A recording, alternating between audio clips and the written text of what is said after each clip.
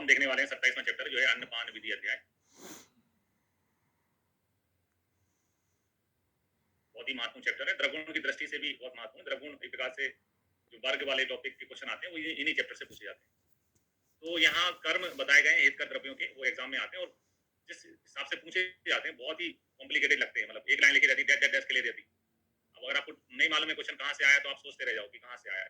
Dash dash dash विसंधि, dash dash dash संधि, है ना। इस टाइप की बहुत छोटी लाइनों वाले क्वेश्चन आते हैं और उसका रेफरेंस जो है वो अन्नपान विधि अध्याय होता है। यहाँ बताया गया कि उदक जो है क्लेदन करने में श्रेष्ठ है ना। क्लेद यानी कि जो है ना, हम जो पानी जिसको अपन कहते हैं जलीय जलीय तत्व जो पड़ता है वो उदक के कारण पड़ जाता है शरीर में, उदक क्लेद यदि। लवण विसेंदन करता है, दोषों को पिघलाता है ना, विसेंदन करता है लवण, लवण विसेंदती, यहाँ तक तो ठीक है। क्षार पाचयति, पाचन के काम में आता है ना। एक क्षार का नाम अपने जवान पे हमेशा रखो, शिवा क्षार पाचन चूर्ण, है ना, शिवा क्षार पाचन चूर्ण। मधु संधि, अब एनआईए में जामनगर में ये क्वेश्चन आया हुआ है 2005-6 की बात है। अब एक लाइन लिख देना, डेट डेट डेट संधि। अगर आपको संदर्भ नहीं मालूम है कि कहाँ से पूछा है तो आप सिर्फ पढ़ लो, आप ये एक शब्द का कैसे क्वेश्चन हो सकता है, लेकिन यहाँ से क्वेश्चन पूछे जाते हैं। डेट डेट डेट संधि करके एनआईए जामनगर में जो एग्जाम होती है वहाँ पे पूछा गया है। और मधु संधि, मधु यानी संधान करने वाले द्रव्यों में श्रेष्ठ। आज भी लोग ऐसा मानते हैं कि बहुत सारे पुराने घाव जो आपकी बीटाडिन या दूसरे एंटीबायोटिक्स लगाने पर ठीक नहीं होते, अगर उनकी ड्रेसिंग अपन मधु यानी शहद से करें तो वो जल्दी भर जाते हैं। ठीक है। फिर और सर्पी, इसमें सर्पी यानी घृत को कहते हैं, स्नान करने के हिसाब से घृत अच्छा है। क्षीर जीवती, क्षीर जीवनी नाम भी अपन ने पढ़ लिया है, क्षीर है ना, जीवती जीवन देने वाला है। मांस भ्रंगणति, भ्रंगण करने में मांस जो है वो श्रेष्ठ है। ठीक है। फिर और रस पीणयति, शरीर का पीड़न करने में रस जो है श्रेष्ठ है। और यहाँ एक इंपॉर्टेंट चीज आई है, सुरा जर्जरी करोति, ये इंपॉर्टेंट है ना, सुरा जर्जरी करोति। अब याद रखने का तरीका, जैसे जो शराब पीते हैं उनका शरीर जो है पी पी के खोखला हो जाता है, मतलब जैसे जर्जर पेड़ होता है ना, उसको धक्का मारो तो वो गिर जाएगा, उसी प्रकार से जो लोग सुरा का सेवन करते हैं उनका शरीर जर्जर हो जाता है। एक है बिना दिमाग लगाए सीधा याद करो, सुरा जर्जरी करोति। ठीक है। दूसरा है आप हर चीज का मतलब समझो, है ना। तो इसका मतलब है सुरा जर्जरी करोति का मतलब है मध्य जो है शरीर को जर्जर और शिथिल बनाता है। शराब पी के आदमी जर्जर हो जाता है, शरीर जो है। देवदास में आपने देखा, देवदास का शरीर क्या था, जर्जर था, पी पी के मर गया था वो।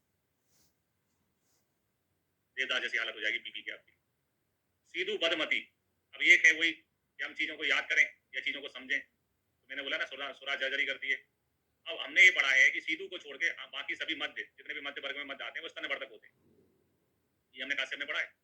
अगर आप कोई व्यक्ति को बोलते हैं कि एक मध्य पिला दो यार इससे स्तन बढ़ जाए, और वो सीधु लेके आता है, सीधु लेके आता है, तो आप क्या बोलोगे, इसकी मति मारी गई है ना, मति मारी गई है।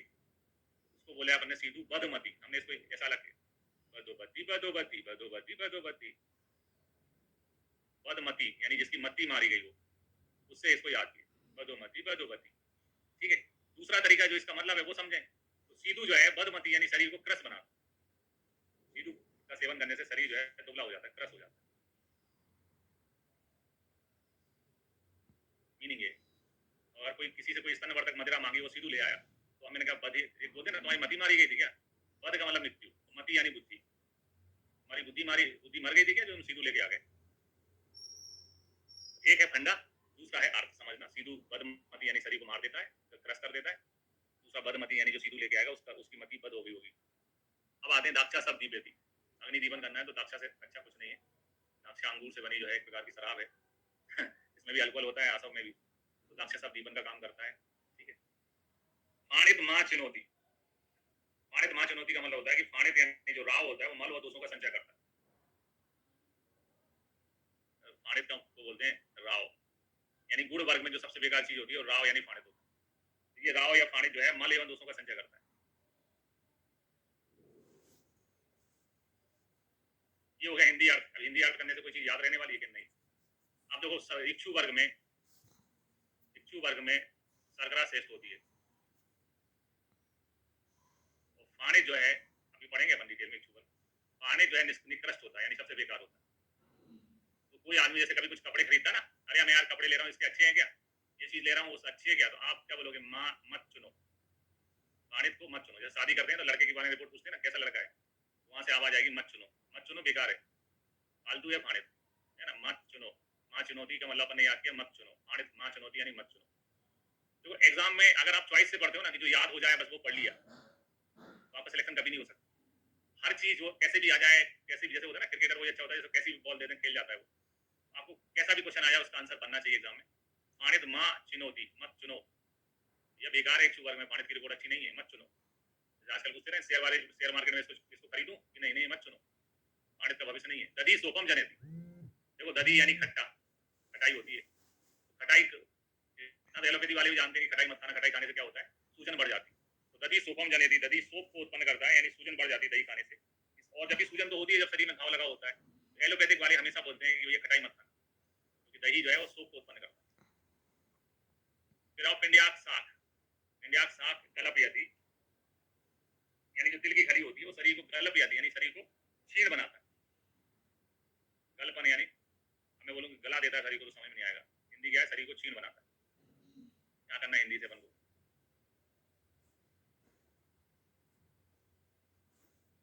ये पिंडियाक साख यानी कि अब जो जैसे अगर सरसों का तेल है, सरसों का तेल अपन का तेल पिसाने जाते हैं, पिराने जाते हैं, पिराने बोलते हैं, पिसाने जाते, एक तरफ तेल निकलता है, एक बार एक तरफ खली निकलती है, तो जो सरसों की खली है वो गलप यदि शरीर का गलपन करती है यानी शरीर को गलाती है, शरीर को क्षीण बनाती है। तो पिंडियाक गलप यदि है ना, पिंडियाक साख नहीं, इसलिए अपन पिंडियाक चीजें नहीं खाते हैं। फिर आओ मांस सूप, मांस सूप यानी उड़द के लिए बोल रहे हैं अपने यहाँ, है ना। प्रभुत अंतः मलो, बहुत अधिक में मल उत्पन्न करती है, यानी उड़द की दाल जो है मांस वर्ग में निकृष्ट मानी जाती है, मूंग की अच्छी मानी जाती है। उड़द की दाल खाने से शरीर में सार की जगह पित्त भाग ज्यादा बनता है ना, प्रभुत मल पैदा होता है यानी बहुत ज्यादा पित्त भाग बनता है, सार भाग कम बनता है, बहुत अधिक मल बनता है। फिर आओ क्षार दृष्टि शुक्र हगना, क्षार जो है वो अल्कलाइन होता है, अल्कलाइन अल्कलाइन चीज जो है आपकी सॉफ्ट चीजों में पड़ेगी तो वो नष्ट हो जाएगी। तो क्षार जो है पुंसक घाती नाम भी बोलते हैं, और क्षार शुक्र और दृष्टि का नाश करता है।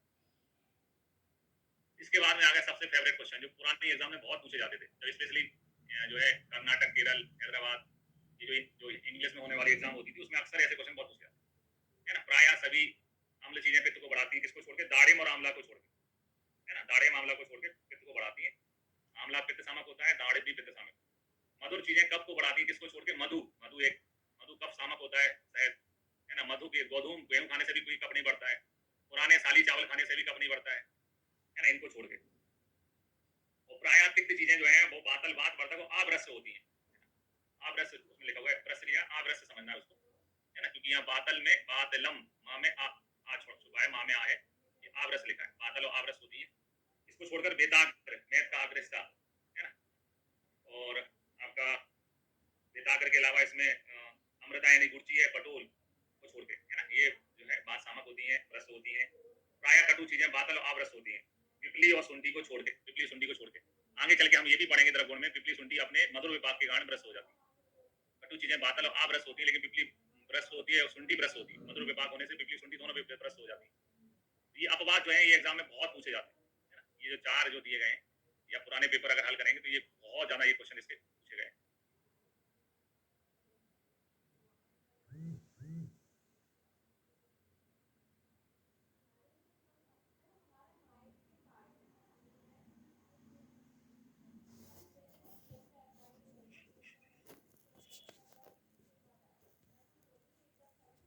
वीकली टेस्ट में आपसे कोई क्वेश्चन नहीं बनता तो आप ग्रुप में डाल के पूछ सकते हो।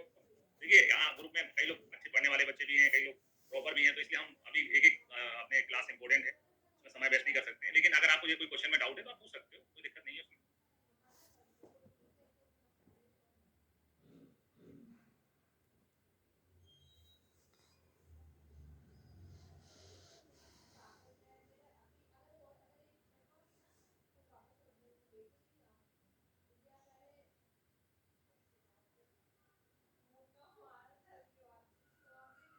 अब आते हैं चरक अनुसार आहार द्रव्यों के वर्गों में। चरक ने आहार द्रव्यों के 12 वर्ग बताए, संख्यावाची क्वेश्चन बनता है, कितने वर्ग बताए, 12। कौन कौन से होते हैं, सूखधान, संविधान, मांस वर्ग, सात वर्ग, फल, हरित, ठीक है, मध्य वर्ग, जल वर्ग, गौरस, गौरस इंपोर्टेंट है, गाय से संबंधित जितनी चीजें होती हैं, यानी चरक में दूध दही का अलग से वर्ग नहीं बताया गया है, गौरस से खट्टा वर्ग बताया गया है। अन्य संहिताएं पढ़ेंगे तो उसमें घृत वर्ग, दही वर्ग अलग में अलग मिलता है, खट्टर वर्ग अलग मिलता है, और चरक में इकट्ठा है। डेयरी प्रोडक्ट इकट्ठा, मतलब डेयरी में से जो भी खरीद के लाते हैं, डेयरी की दुकान पे जाते हैं तो दूध भी मिल जाता है, डेयरी का मठा भी मिल जाता है, डेयरी का घी भी मिल जाता है, तो पूरा डेयरी इकट्ठी खोल रखी चरक ने, गौरस इकट्ठा बताया। इक्षु वर्ग में ही मधु का जो है समावेश कर रखा है, मधु वर्ग चरक में अलग से नहीं बताया गया है। कर्तांत वर्ग यानी कि जो फूड आइटम होते हैं वो आहार योगी जो है, ऐसे करके 12 बताए। सुश्रुत संहिता में आते हैं तो सुश्रुत संहिता में दो महावर्ग बताए गए हैं। एक वर्ग है द्रव वर्ग और दूसरा है अन्न वर्ग। द्रव वर्ग में 10 चीजें आती हैं और अन्य वर्ग में 13 चीजें आती हैं। 13 है, वो यहाँ 12 लिख दिया है, वहाँ 13 है, 13 है, ये 13 चीजें आती हैं। जल वर्ग में द्रव यानी लिक्विड चीजें बोल सकते हैं अपन उनको। तो द्रव वर्ग में आता है जल, क्षीर, तक्र, दधि, घृत, तेल, मधु, इक्षु, मद्य और मूत्र। ठीक है। अन्य वर्ग में भी 13 चीजें आती हैं, जिसमें सालीधान, कुधान, मोदक आदि जो है बेदल। बेदल यानी कि जिसमें 2 दल होते हैं, जैसे मटर की फली में 2 दल होते हैं, मूंग की फली में, उड़द में 2 होते हैं। फल, मांस, शाक, पुष्प, कंद, लवण, कृतान, भक्ष्य और सर्व अनुपान, ऐसे करके 13 वर्ग बताए हैं। अष्टांग संग्रह में आते हैं तो अष्टांग संग्रह ने आहार द्रव्यों के 12 वर्ग बताए। कुछ लोगों की आदत होती है ना, वो दूसरों से मैच करते हैं कि भैया उनको इतना आता तो मुझे भी कम नहीं आता। चरक ने 12 बताए तो हम भी 12 बताएंगे, हम कम है क्या? चरक ने 12 बताए तो हम क्या कम है किसी से? हम भी 12 बताएंगे, और उन्हें तो 12 इकट्ठे बताए, हम 2 भागों में बांटेंगे। द्रव वर्ग भी 6 है और अन्न वर्ग भी 6 है। तो द्रव वर्ग में जल वर्ग, क्षीर वर्ग, इक्षु, तेल वर्ग, मध्य वर्ग और मूत्र वर्ग बताया हुआ है अष्टांग संग्रह ने। और मूत्र वर्ग कहने का मतलब है इसमें जो अष्टमूत्र हैं, जो 8 प्रकार के मूत्र होते हैं, उनके गुणधर्म बताए गए। ठीक है। और अन्य वर्ग में 6 है, सुधान, संविधान, कृतान, मांस वर्ग, शाक वर्ग और फल वर्ग। अष्टांग हृदय के अनुसार आहार द्रव्यों के 12 वर्ग हैं। ठीक है। इन 12 वर्गों में आए अपन तो उन्होंने द्रव वर्ग जो है 5 बताए, तोय वर्ग, क्षीर वर्ग, इक्षु वर्ग, तेल वर्ग, मध्य वर्ग। जो मूत्र है, मूत्र के सामान्य गुण बताए हैं। 8 प्रकार के मूत्र के सामान्य गुण बताए, 8 प्रकार के मूत्रों के गुण नहीं बताए, सबके इकट्ठे बता दिए। इसलिए ऐसा मानते हैं मूत्र वर्ग का इन्हें डिटेल में वर्णन नहीं किया है ना। सामान्य गुण जरूर बताए, ऐसा नहीं है कि अष्टांग को आता ही नहीं था कुछ। और मूत्र के स्थान पे इन्होंने अन्य वर्ग में जो है वो 7 हो जाते हैं। अब जैसे कई बार यहाँ 6 लिखा है तो बच्चे बेचारे परेशान रहते हैं, ये 6 है क्या? बहुत सारी चीजें आपको खुद ब खुद समझने की होती है, बहुत सारी प्रिंटिंग मिस्टेक भी हो जाती है। ये अन्य वर्ग में 7 है, इन्होंने एक औसत वर्ग और बताया। अब मेरे जैसा व्यक्ति किसी चीज को कैसे याद करता है? कैसे याद करता है? अष्टांग हृदय में हृदय आता है, हृदय आ गया, एग्जाम में भी लिखा है हृदय। जो हार्ट पेशेंट होता है, जो हृदय रोगी होता है, वो अपनी दवाई बिल्कुल साथ में रख के चलता है। एमाइलोडोपिन जो भी होगी उसकी, है ना, वो मेडिसिन जो है वो कैरी करके चलता है, औसत लेके चलता है। कहीं भी ट्रेवल करने जाएगा, हृदय का रोगी अपनी औसत लेके जरूर जाएगा। और हृदय में हम कभी हृदय में मूत्र नहीं रख सकते भैया, मूत्र है ना, मूत्र का संचय हृदय में तो ना करेंगे, है ना। हृदय में जो है मूत्र वर्ग नहीं है पूरी तरह से, और औसत वर्ग बताया गया है। ये बेसिक अंतर है अष्टांग संग्रह और अष्टांग हृदय में। ठीक है। चीजों को उससे ही रिलेट कर दो जो शब्द उसके अंदर छुपे हुए हैं। हृदय वाला औसत रखता है, मूत्र अपन हृदय में रखते नहीं है। औसत वर्ग बताया गया है, मूत्र वर्ग नहीं बताया गया। इन्हीं को जो अपन ने अभी पढ़ा, इन्हीं को अपन ने क्वेश्चन के रूप में यहाँ पर नीचे लिखा है। सबसे पहला पॉइंट है चरक के बारे में। गौरस यानी डेयरी की दुकान खोली है। डेयरी वाले के बाद डेयरी की दुकान पे जाते हैं, अपन बोलते हैं दूध है, बोला हाँ। दही है, हाँ। छाछ मिल जाएगा, हाँ। घी कैसा दिया, हाँ। गाय का चाहिए, भैंस का चाहिए, घी भी है। तो चरक ने पूरी डेयरी खोल रखी। चरक के बाद पूरी डेयरी खुली है, डेयरी फार्म है। मतलब उस जमाने हिसाब से, आज के जमाने तो डेयरी सांची कॉम्प्लेक्स होते हैं, डेयरी फार्म है। तो दूध, दही, तक्र, घाट सब इकट्ठे बताए। अब सुश्रुत है सर्जन। अब एक आदमी की सर्जरी हुई है, हार्ट सर्जरी हुई है, उसकी हार्ट जो है बाईपास हुई, समझो बाईपास करी है। सुश्रुत सर्जन है, उन्होंने बाईपास किया किसी का ऑपरेशन। बाईपास वाला पेशेंट पूछ रहा है, क्यों डॉक्टर साहब, घी खा सकता हूँ? नहीं। छाछ पी सकता हूँ? हाँ पी सकते हो। दूध बिना मलाई वाला ले सकते हो। तो उसके लिए दूध जो है पथ्य हो गया, घी अपथ्य हो गया। तो एक व्यक्ति जिसकी सर्जरी हुई है उसके हिसाब से सोचो, उसके लिए घी अलग इंपॉर्टेंस की चीज है, दूध अलग इंपॉर्टेंस की चीज है। इसलिए उनमें सुश्रुत ने इनको पृथक करके बताया, ये दही तक इन चारों वर्गों को अलग अलग बताया। सुश्रुत ने बैदल वर्ग, बैदल यानी 2 दल होते हैं जिनको चरक संविधान बोलते हैं। कुधान ने, वो जो धान जिनको आजकल मिलेट्स कहते हैं, जो एनर्जी कम देते हैं। पुष्प, कंद, लवण और सर्व अनुपान वर्गों का सर्वनाम वर्णन किया। इसके अलावा सुश्रुत संहिता में लवण वर्ग में धातु और रत्नों का भी वर्णन किया गया है। अष्टांग हृदय में मूत्र वर्ग का उल्लेख नहीं है, क्योंकि लेकिन अष्टांग संग्रह में है। औसत वर्ग जो है मूलतः अष्टांग हृदय की देन है। औसत वर्ग में उन्होंने लवण, छाछ, रत्ना, पंचफूल, औषधि का वर्णन किया है। जैसा कि अपन ने याद किया था कि औषधि हृदय वाला रोगी हमेशा औसत अपने साथ रखता है। जो हृदय का रोगी है वो औसत अपने साथ रखता है। ठीक है। इसके अलावा चरक, बागड़ दोनों ने मधु वर्ग का समावेश इक्षु वर्ग में किया है। सुश्रुत ने उसका स्वतंत्र वर्णन किया। अब देखो सुश्रुत में मधु कितना इंपॉर्टेंट है। सम्यक दर्द में क्या देते हैं? मधु सर्वी। सम्यक दर्द में क्या देते हैं? मधु सर्वी। सुश्रुत को बार बार है ना, दर्द के इलाज के लिए मधु निकालना पड़ता होगा। अभी आपने पढ़ा मधु संधि, मधु संधान करने में काम में आता है, ड्रेसिंग में भी है ना। सुश्रुत के लिए तो बीटाडीन हो गया मधु, संधान में भी काम में आता है। तो मधु संधि है ना, इसलिए मधु वर्ग का अलग उल्लेख किया है। मोदक, कलाएं, मसूर, हरेणु, इनको संविधान बोलते हैं, यानी हमारी भाषा में, शुद्ध भाषा में बोलो जिनको दाल कहते हैं, दालें कहते हैं, जिनकी फली होती है, तो दाल को इन्होंने दूसरा नाम दिया बेदल, है ना, द्विदल या बेदल नाम दिया है। दो दल वाले होते हैं, उनको अलग है। मोदक, कलाय, मसूर, हरेणु, चरकों, समिधान बांध के द्रव्यों को सुश्रुत में बेदल या द्विदली।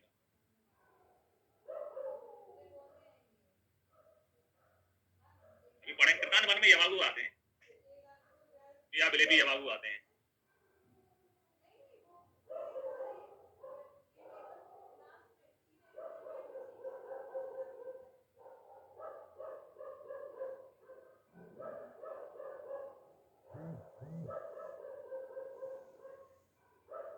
अब आते हैं अपन, है ना, फर्स्ट वर्ग की बात कर रहे हैं।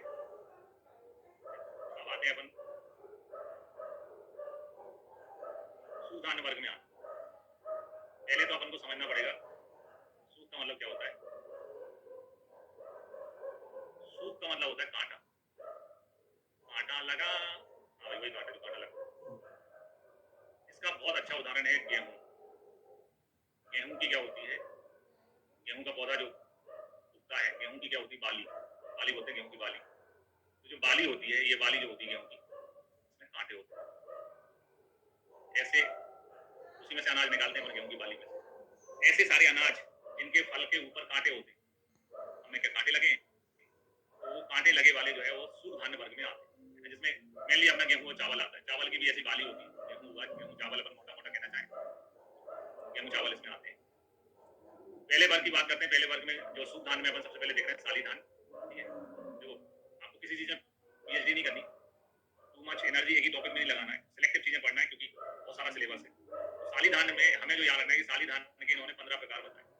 कारक में साली धान के कितने प्रकार बताए, 15। नाम याद करने के नहीं, कौन सा वो आईएएस ऑफिसर है जिनको नाम याद करने, इसमें रक्तशाली, महाशाली, कलम, सूद, नाहत, पूर्ण, नगदीर, सूद, गौर, धान्य, पांडु, लांगोल, सुगंधक, लोवाल, सारीवा, प्रमोदक, पतंग, तब नहीं आते। बिल्कुल नाम याद करने की जरूरत नहीं है, बस इतना ध्यान रख लें कि दो बहुत इंपॉर्टेंट चीजें हैं, एक रक्तशाली रेड कलर के चावल, एक महाशाली। इन सभी धान्यों में कलम की तुलना में महाशाली, महाशाली की तुलना में रक्तशाली जो है चावल की गुण, चावल जो है उससे। अब एज एग्जामिनर, मैं एक एग्जामिनर हूँ, मैं मेरे को एक टॉपिक दिया, मेरे को क्वेश्चन बनाने, तो मैं क्वेश्चन क्या बनाऊंगा, साली धान्य के कितने प्रकार होते हैं, 15। ऑप्शन 15, 10, 5 जैसे ऑप्शन बनाना आसान है, ये क्वेश्चन ये बना सकते। दूसरा क्वेश्चन, साली धान्य वर्ग में श्रेष्ठ कौन है, निम्नलिखित में से कौन साली धान्य वर्ग में श्रेष्ठ है। दूसरा क्वेश्चन मैं ये बना सकता हूँ, आंसर क्या होगा, रक्तशाली चावल। ऑप्शन 15 में से कोई 4 लिखने हैं। अब आते हैं ये इन सभी के रस, मधुर रस विभाग भी मधुर होता है, और सीध वीर वाले होते हैं। तो यहाँ अगर मैं क्वेश्चन बनाना चाहूँ तो पूछ सकता है जो है साली धान्य जो है वीर क्या है, सीध है, उष्ण है, रस क्या है, मधुर है, विभाग क्या है, मधुर है। ऐसी चीजें जो है जिसमें पहला रस, पहला विभाग, पहला वीर, 111 बोलता हूँ वैसे मैं, तो ऐसी चीजें 111, पहला रस, पहला विभाग, पहला वीर होता है। और ये अल्प बातल होते हैं, जितने भी धान्य होते हैं। कभी भी अपन कोई चीज उबाल के कच्ची नहीं खा सकते, या उबाल के नहीं खा सकते, उसमें कुछ ना कुछ तेल का तड़का लगाना पड़ता है, तेल बादशाहक होता है, नमक मिलाना पड़ता है, नमक जो है बादशाहक होता है। तो ये अल्प बातल होते हैं, गैस बनाते हैं, मतलब पेट, इनको खाने के बाद में गैस बनेगी। मल मूत्र को बांधने वाले होते हैं, यानी पेट तो साफ नहीं होगा इसमें, ठीक है। इसमें रंगन और शुक्र मूत्र होते हैं, लेकिन शुक्र और मूत्र को बढ़ाने वाले होते हैं। इसी वर्ग में यवक, हानिया, अंशु, बाप, नेसदक धान्य रक्तशाली धान्य के विपरीत गुण वाले होते हैं। यानी कि अगर मैं पूछूं कि रक्तशाली वर्ग में श्रेष्ठ क्या है, रक्तशाली। यवक बेकार होता है, यवक नहीं पढ़ा भी था, यवक निकृष्ट होता है, सबसे बेकार होता है। ये 2-3 नाम अपन को याद रखना है, ज्यादा पीएचडी करने की आवश्यकता नहीं है।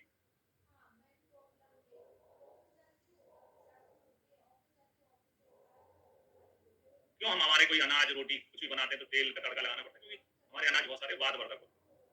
फिर आते हैं सेकंड में, सेकंड है साली धान के बाद में षष्टिक धान।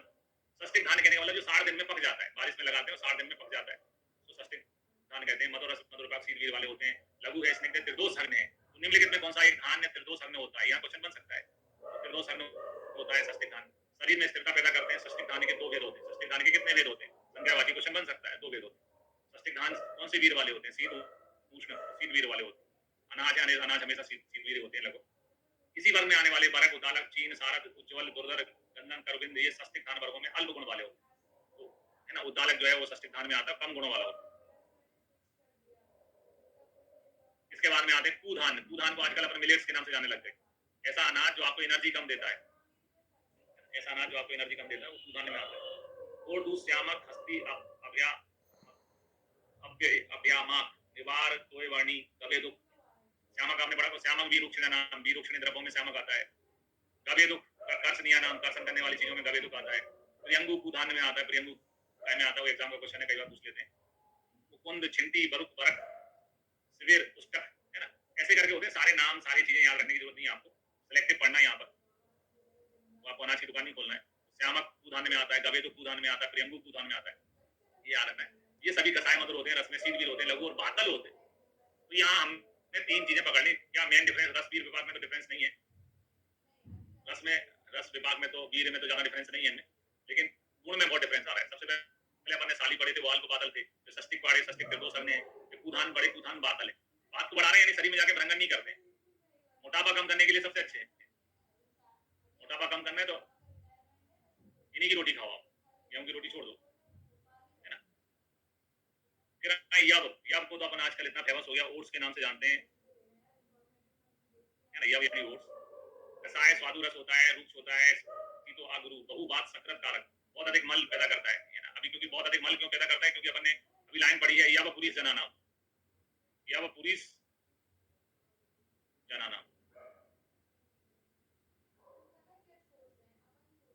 देखो ये चीज समझो, आप क्या खा के पतले हो सकते हैं। मोटापा, मोटापा कैसे कम हो। हमारे पास दो चॉइस है। हमें रोटी खाते हैं, रोटी कितना खाता हूँ मैं, 6 रोटी खाता हूँ। पहले खाता था गेहूं की, मतलब एक उदाहरण बता रहा हूँ कैसे ये चीजें इम्पैक्ट करती हैं। गेहूं की रोटी खाता, गेहूं की रोटी 6 खाने पर, एक रोटी खाने पर मुझे 150 कैलोरी ऊर्जा मिलती है। 150 इंटू 6, तो ये कितना हो गया, लगभग 900 कैलोरी। 150 इंटू 6, 900 कैलोरी ऊर्जा मिली एक दिन के लिए। एक दिन के लिए जो है टोटल कैलोरी जो है वो 2000 ही चाहिए होती, 2000 2500। लेकिन हमने गेहूं की रोटी छोड़ दी, और या वो जिसे हम जौ कहते हैं, या मिक्स आटे की रोटी खाई। अब इसकी जौ की मैंने 6 रोटी खाई, 6 रोटी में केवल 50 कैलोरी ही ऊर्जा थी। तो ये कितनी ऊर्जा मैंने ग्रहण करी, 300, यानी कि मैं कैलोरी डेफिशिएंट में चला गया। 300 कैलोरी ऊर्जा मैंने ग्रहण करी, पेट भर गया, क्योंकि 6 रोटी खाई थी, इसलिए भूख जो है मिट जाएगी, भूख जो है खत्म हो जाएगी, क्योंकि ये खाना तो कम नहीं खाया मैंने, खाना तो पहले भी 6 रोटी खाता था, अब भी 6 रोटी खा रहा हूँ। तो क्या होता है, जब हम ऐसा अनाज खाते हैं जिसको मिलेट्स कहते हैं, मोटा अनाज कहते हैं, उस अनाज में क्या होता है, कैलोरी वैल्यू कम होती है। कैलोरी वैल्यू कम होने का मतलब है कि इससे सार भाग जो है वो कम बनता है, पित्त भाग यानी मल भाग इससे ज्यादा बनता है। गेहूं से सार भाग ज्यादा बनेगा, और इन चीजों में खाने पर पित्त भाग ज्यादा बनेगा, यानी आपको पूरी ज्यादा बनेगा, मल ज्यादा आएगा, है ना। ये सारी चीजें जो होती हैं, जैसे अपन ने उड़द के लिए पढ़ा था कि वो प्रभुत मल पैदा करने वाली होती है, उसी प्रकार से यब भी जो है वो पूरी जनाना में मल ज्यादा पैदा करेगा, है ना, एनर्जी कम पैदा करेगा, तो आप पतले हो जाओगे खा खा। इसलिए हमारे जो बुजुर्ग हैं, जब गेहूं के आने से पहले जब हरित क्रांति नहीं हुई थी, तो हमारे यहाँ, है ना, बुजुर्ग जो है अपने बोलते थे कि भूखमरी होती थी, खाने को नहीं मिलता था, क्योंकि एनर्जी कम रहती थी उन अनाजों में। आज उल्टा हो गया, लोग मिठाई डेली बेसिस पे खा रहे हैं तो मोटे हो रहे हैं। उनको मोटापा कम करने के लिए वापस से वही अनाज खाने पड़ रहे हैं जो हरित क्रांति से पहले खाते थे।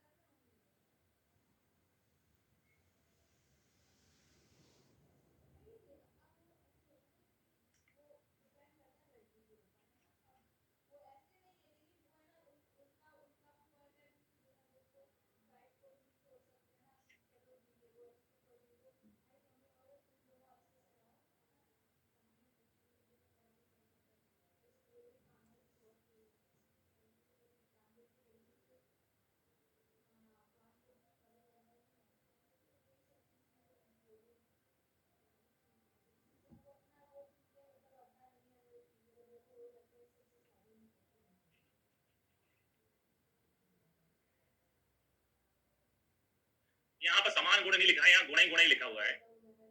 कई बुक्स में उसका अलग अलग अर्थ निकलता है। यहाँ पर लिखा है, यहाँ पर बोला है विपरीत, विपरीत गुण नहीं लिखा है, यहाँ पर लिखा है, यहाँ संस्कृत में लिखा गुण ही, यहाँ गुण ही, गुण ही, गुणा गुण ही लिखा है यहाँ पर, है ना, जिसका मतलब हो गया गुण धन आगुण, है ना। इसमें टीकाएं लिखी गई हैं, ये सिमिलर नहीं होते हैं, कम विपरीत तो नहीं कहेंगे, लेकिन कम गुण वाले होते,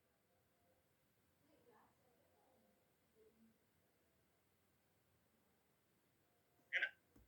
इसमें गुण आगुण का मतलब है कि इसमें गुण और अगुण जो है अल्प अंश में होते हैं, मतलब क्वालिटी भी कम होती है और जो नुकसान है वो भी कम मात्रा में रहते हैं, अल्प अंश में होते हैं, ये मतलब है उसमें कभी ये नहीं लिखा संस्कृत में कि समान होते हैं, ठीक है। विपरीत भी नहीं लिखा, लेकिन वहां मतलब ये निकलेगा कि not up to the mark. आप बोलो कि भैया वो वही बात है कि वो बोलते हैं ना, किन कोयली और वो बाबर आजम है ना, वो बाबर आजम किंग है, कोहली भी बैट्समैन है, बाबर आजम भी बैट्समैन है, दोनों किंग है। किस टाइप के किंग है, दोनों के गुण कैसे कितने मिलते हैं, ठीक है। वहां संस्कृत में गुण आगुण लिखा है, आगुण भी कैसे अपन त्याग देंगे, आगुण का मतलब समान गुण होता है, नहीं होता।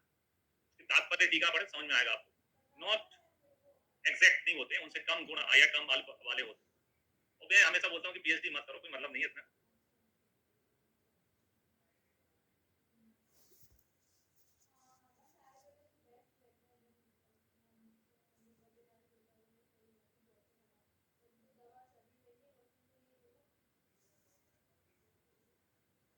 अब आते हैं गौतम यानी गेहूं में।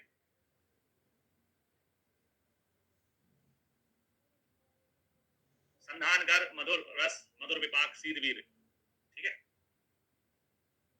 गुरु एवं बात हर होता है, तो सारी चीजें सबसे अच्छी है, मधुर रस भी है, मधुर विपाक भी है, सीध वीर है, गुरु है, बात हर है, जीवन है, ब्रंगणी है, ब्रश भी होता है, मतलब परफेक्ट है। लेकिन वो अपन अति मात्रा में खा खा के है ना मोटे होते जा रहे हैं। स्थिर कर है, गुरु है गेहूं, है ना। वैसे किसमें गेहूं में कोई दोष नहीं होता,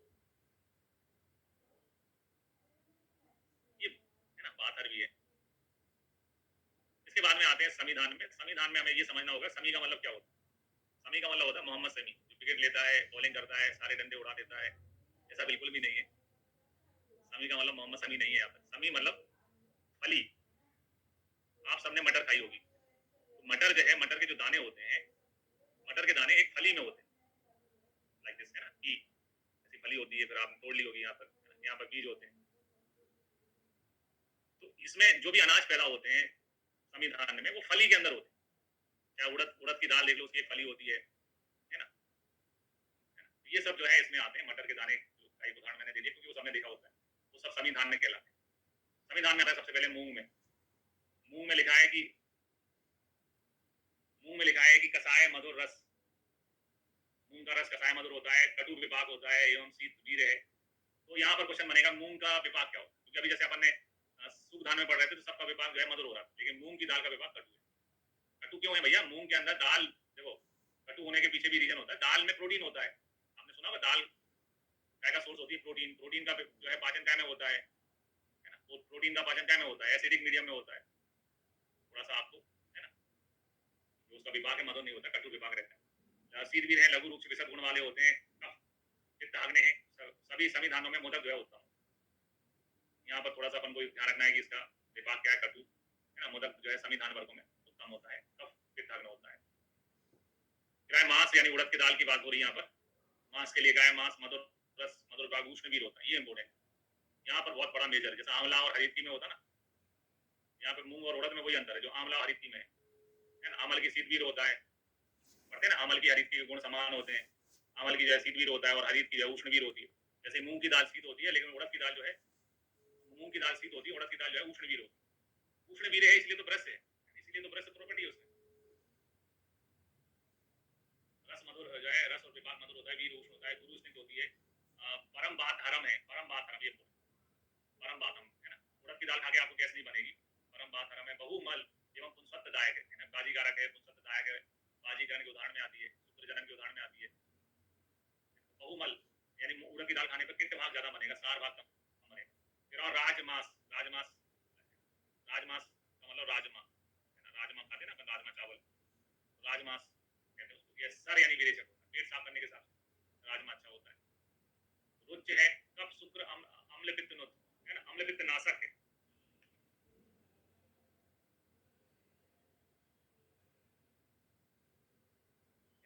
कफ शुक्र अम्ल पित्त नुत, अम्ल पित्त नुत यानी अम्ल पित्त को दूर करने वाला है, लेकिन शुक्र का भी नाश करने वाला होता है। और पातल है यानी कि ये जो है गैस, पेट तो साफ होता है लेकिन गैस बहुत बनती है। ट्रेन में लोग राजमा चावल जिन्हें खाया होगा उनके आसपास नहीं बैठना चाहिए ट्रेन में, पातल है। ये अलसांद्र जो है राजमा, राजमा से पर्याय, ये बीएचयू का क्वेश्चन है, बीएचयू का क्वेश्चन है।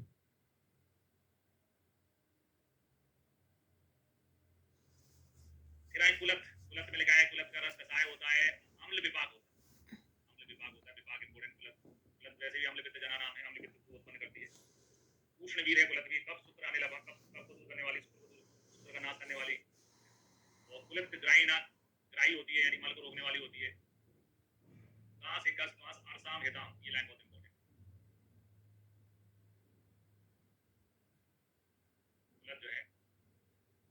होती है, कांस में, हिक्का में, श्वास में, यहाँ तक तो पुष्कर मूल में भी लिखा रहता है, हिक्का कांस श्वास पार्सूल, पार्सूल या अरसा में नाम लिखा है, बहुत इंपॉर्टेंट है।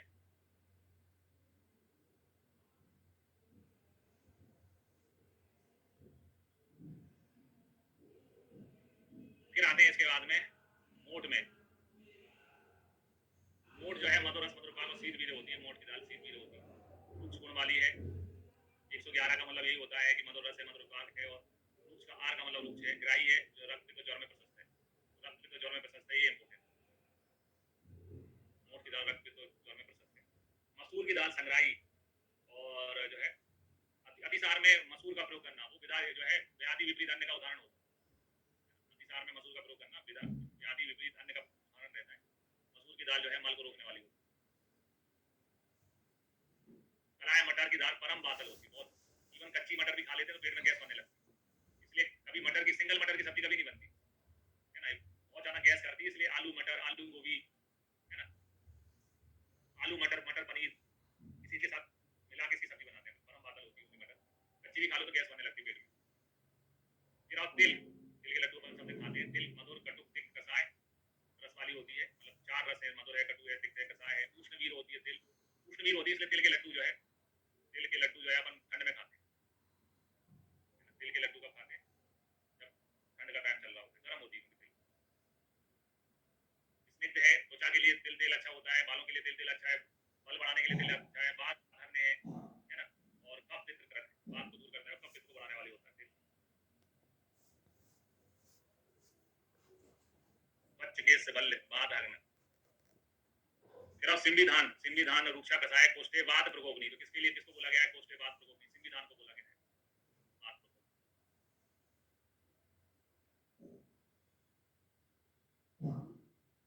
फिर अरहर, अरहर या जिसको तुअर कहते हैं, तुअर की दाल, पीली दाल, येलो दाल। अरहर की दाल जो है आड़ की, कफ पित्त अग्नि बातल, आड़ की जो है कफ पित्त अग्नि होती है, बात को बढ़ाने वाली होती है, कफ पित्त नाशक और बातल होती है।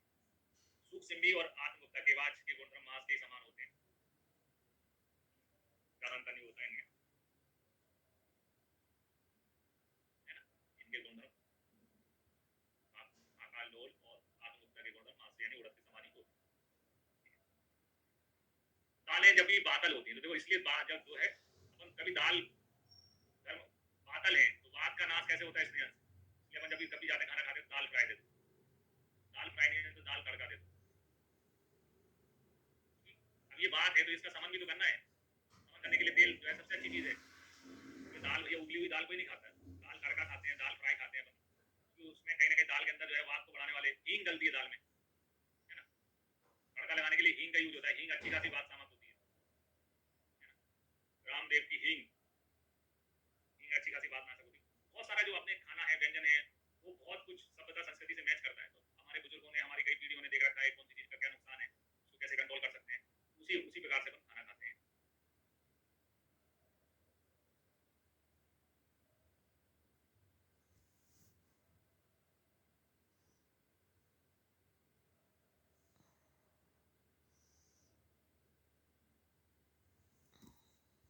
इसके बाद में आते हैं मांस वर्ग। मांस वर्ग में 8 है ना, चरक का फेवरेट 8 का फिगर देखने को मिलता है, इसमें मांस वर्ग की 8 योनियां हैं। 8 योनि में सबसे पहले प्रसय का वर्णन है, जो पक्षी या पशु दूसरों से आहार बलपूर्वक छीनकर खा जाते हैं उनको प्रसय कहते हैं, तो जो बलपूर्वक छीन के खाते हैं उनको प्रसय कहते हैं। ये कहते हैं ना, गुंडे जो हैं, गुंडे जो होते हैं नेता के प्रसय पे पलते हैं, तो उनको बल देते हैं, यहाँ चलो करो, छीनो किसी से, छीन के लाओ, हिस्सा दो हमें। ये ऐसे ही होते हैं, प्रसय है जिसमें गो है, गधा है, घोड़ा है, खच्चर है, ऊंट है, चीता है, सिंह है, भालू है, मजार है, मूसक है, चूहा जिसको कहते हैं, सैन, उल्लू वगैरह, ये सब प्रसय में आते हैं। भूसा यानी जो बिलों में निवास करते हैं उनको भूसा कहते हैं। इनमें आता है काकुली मृग, कुर्चिका, अंधे सांप का नाम कुर्चिका है, कदली यानी वन बिलाव, चित्तलक, मेंढक, गोदा, नकुल। तो यहाँ पर देखो प्रसय में आपको गाय ध्यान रखना, गाय कौन से वर्ग में आती है, प्रसय में आती है गाय का मांस, क्योंकि कई जगह मांस लिखा हुआ है। फिर गोदा मांस, कई बार अपन विष की चिकित्सा पढ़ेंगे तो गोदा नकुल मांस आएगा, अगध में ये सब चीजें बताई गई। और ये जो अपन विषम ज्वर नाशनी ये बाबू पढ़ते हैं उसमें गाय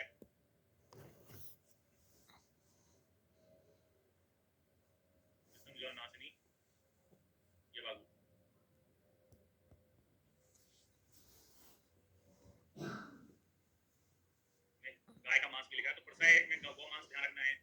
भूसय में आपको गोधा नकुल भूसय में आते हैं, बिल में रहने वाले प्राणी है ये। आनूप जल के समीपवर्ती प्रदेश है, आनूप देश में रहते हैं, उनको आनूप कहते हैं। आनूप में आता है स्कामर, चमर, खड़को, महेश। भैंस आनूप वर्ग में आती है। नील गाय जिसको गवाय कहते हैं वो आनूप में आती है। सबसे इम्पोर्टेंट है बरा। रुरु जो है बारहसिंगा को कहते हैं, सिर्फ 40 में आता है रुरु, अगस्त मनोज्ञानी किसी तदिसी आदि के विज्ञानी। तो रुरु जो है वो बारहसिंगा को बोलते हैं। बारहसिंगा हुआ, बरा हुआ, भैंस का मांस, बरा का मांस आनूप में आता है। बारिश है जो जल में निवास करते हैं उनको जलज या बारिश है कहते हैं। बारिश है में आपका कूर्म आता है यानी कछुआ आता है, करकटक यानी केकड़ा आता है ना, मगर आता है, चुलुकी मत्स्य मछली आती है बारिश है में। इसके अलावा संग और सुक्ति का भी वर्णन है। तो संग और सुक्ति का अपन रसशास्त्र में पढ़ते हैं, जब रसशास्त्र का अध्ययन करते हैं, रस समुच्चय वगैरह पढ़ते हैं, तो लोग संग सुक्ति जो है सुधा वर्ग में बताते हैं, लेकिन चरक में सुधा वर्ग में इनका वर्णन नहीं है, इनका वर्ग मांस वर्ग में। रसशास्त्र में सुधा वर्ग में पढ़ते हैं। फिर आप बारीचर जो जल में चलने फिरने वाले होते हैं उनको जलज या बारीचर कहते हैं। उदाहरण में आता है हंस, कौंच। हंस है, कौंच है ना, ये बारिश है होते हैं, बारीचर होते हैं। कारंडा है, प्लाव है, केसरी है, उत्कोष है, सप्त शीर्षक है, नंदीमुख है, मधु है, द्रोणी है। हंस कौंच ध्यान रखना, ये बारीचर जल में चलने वाले। हंस पानी में तैरता है, आपको सबको मालूम है। फिर आओ जांगल जो स्थल भूमि पर उत्पन्न होते हैं, है ना, वो जांगल जंगलों में विचरण करते हैं, वो जांगल कहलाते हैं। जांगल मांस में प्रसद आता है, सरब आता है, सस हरिण आता है, जो अपन बसंत ऋतु में, शरद ऋतु में इनका मांस बताया गया है। गैन है, संबर है। अगर अपन दिनचर्या वाला वो ऋतुचर्या वाला चैप्टर पढ़ेंगे तो बसंत ऋतु में, बसंत में और शरद ऋतु में इन्हीं के मांस बताए गए, जंगल मांस इन्हीं के नाम लिए हैं, प्रसद, सरब, ससक, सस का, हरिण का, इनका मांस खाना चाहिए, है ना। कुरंग है, गोकर्ण है, रस है, इनका मांस खाना चाहिए।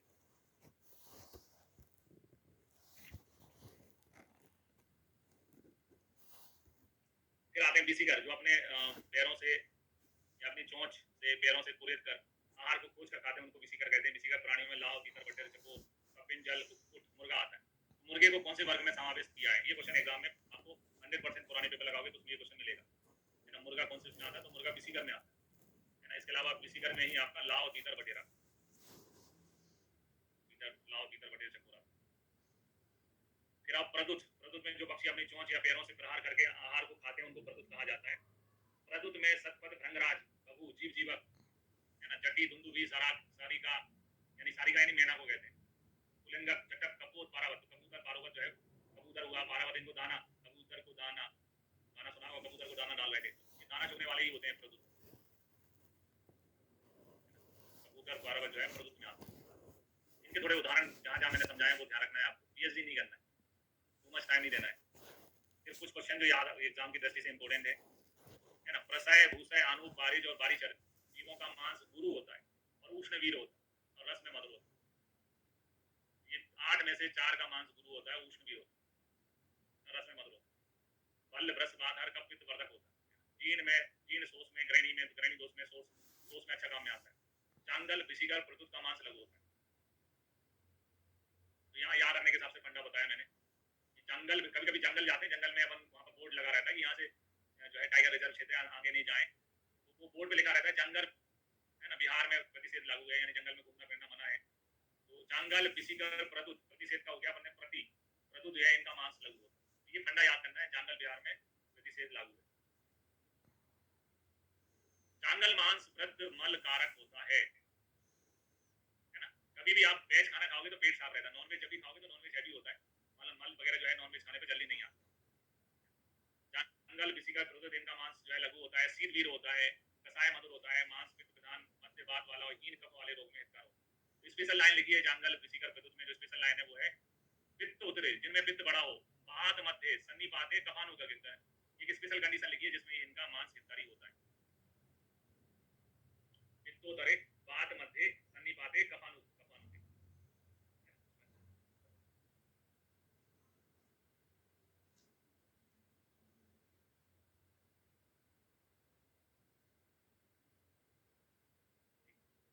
फिर आते अजा मांस यानी बकरे का मांस जिसको अपन मटन कहते हैं, लोग खाते हैं मुर्गा मटन, तो नॉन वेज में यही चलते हैं मुर्गा मटन।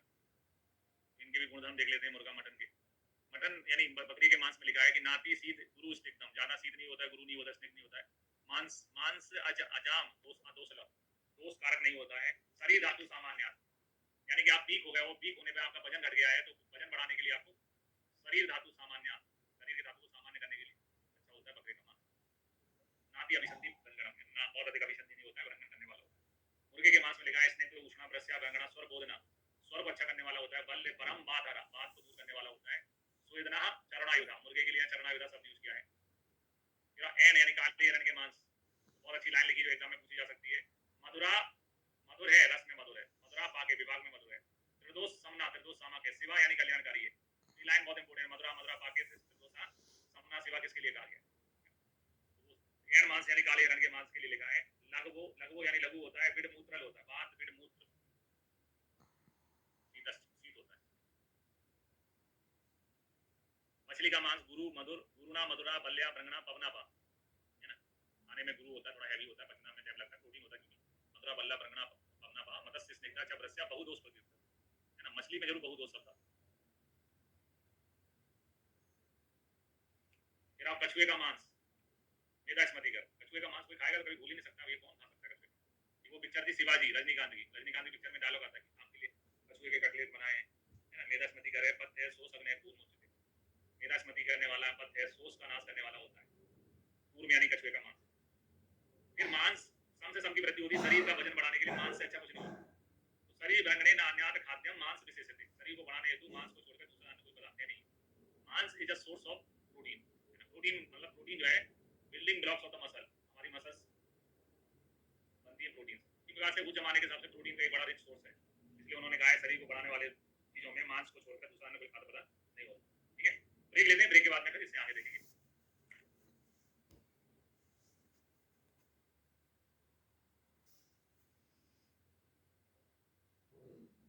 शाक यानी जैसे हम आहार के रूप में बहुत सारी चीजें खाते हैं, वेजिटेबल भी बोलते हैं। तो सबसे पहले यहाँ लिखा हुआ है कि पाठा, उसका सटी वास्तु और सुकृष्णक शाक जो है ग्राही और त्रिदोष अंग होते हैं।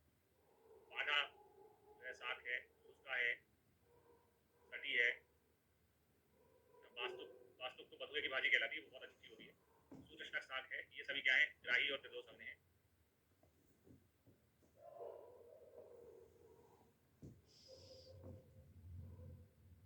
फिर लिखा है भिन्न वर्चस्तु वास्तु, वास्तु यानी बथुए की शाक जो होती है वो बहुत रिच इन आयरन मानी जाती है, मतलब सबसे ज्यादा आयरन जो है अच्छा खासा होता है बथुए की भाजी में,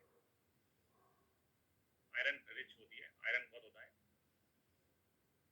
और भिन्न वर्ष यानी कि जो है ये ग्राही के विपरीत मल को लाने वाली होती है, पेट साफ कर देती है।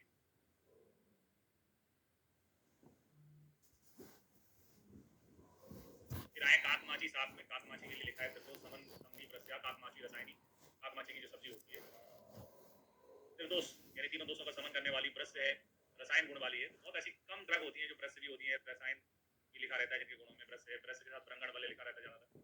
ब्रश और रसायन दोनों गुण बताए गए हैं। ना अत्य उष्ण सीता, ना तो ज्यादा उष्ण होती है, ना शीतवीर होती है। वेदनी कुष्ठ नाशनी, वेदन करने वाली, कुष्ठ का नाश करने वाली होती है। ये लास्ट लाइन जो है अपने आप में एक बड़ा क्वेश्चन है, मतलब क्वेश्चन के रूप में पूछा जा सकता है। ना तो उष्ण शीतवीर या वेदनी कुष्ठ नाशनी किसके लिए कहा गया है? काकमाची के लिए। काकमाची जो है उसको मकोई के नाम से भी जाना जाता है, मकोई हिंदी नाम जो है मकोई भी बोलते हैं।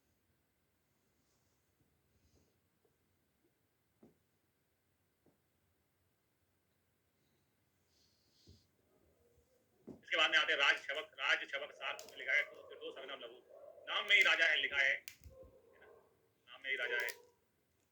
त्रिदोष समन है, लघु गुण वाली होती है, ग्राही है, सस्त ग्रहणी अर्थ विकार, ग्रहणी अर्थ विकार में लाभकारी है। कौन सा साग है जो ग्रहणी अर्थ में हितकारी होता है? सस्तम ग्रहणी अतिसार विकार, ग्रहणी अतिसार विकारों में लाभकारी है। फिर आते हैं उपोदिका, उपोदिका को पोई के नाम से जाना जाता है। और मधहर्य बाबू में हमने इसका परिचय देखा हुआ है, पोई यानी उपोदिका का, चरक संहिता के दूसरे चैप्टर में जो मधहर्य बाबू था उसमें उपोदिका यानी पोई का वर्णन था। ये भी एक प्रकार की हरी सब्जी है खाने वाली। उपोदिका के लिए लिखा है मधुरा मधुर पाके वेदनी श्लेष वर्धनी प्रस्या स्निग्धा च सीता च मदग्नि उपोदिका, मधुर रस वाली होती है, मधुर पाक, है ना, मतलब रस भी मधुर होता है, विपाक में भी मधुर होती है, वेदन करने वाली होती है, श्लेषों को बढ़ाती है, कफ को बढ़ाती है। प्रस्या स्निग्धा सीता च मदग्नि उपोदिका, है ना। तो जो हमने मधहर्य बाबू में इसको यूज किया था वो यहाँ जस्टिफाई हो रहा है, यहाँ पर भी लिखा है कि मध का दूध, मध को दूर करने वाली होती है ना, उपोदिका। फिर आया टंडुलीय साग, टंडुलीय जो है साग ये भी बहुत प्रचलन में है। वृक्षो मद विसर्ग प्रशस्तो रक्त वृद्धि नाम, मधुरो मधुर विपाके शीतलस्य टंडुलियम, तो जो चीज मधुर होगी स्वाद में, मधुर विपाक वाली होगी, शीत होगी, वो रक्त वृद्धि में तो अच्छा काम करेगी, क्योंकि रक्त पित्त में तो रक्त के जो है पित्त के द्रवांश और उष्ण गुण में वृद्धि होती है ना, पित्त के द्रवांश और उष्ण गुण में वृद्धि होती है, तो रक्त पित्त में तो लाभकारी होगी, अच्छी होगी।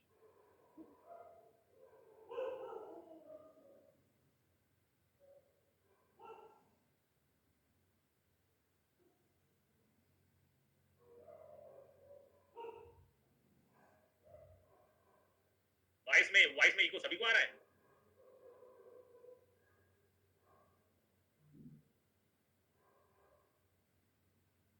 वॉइस क्लियर है? केवल नीरज कोई दिक्कत है, बाकी सब कुछ सही है?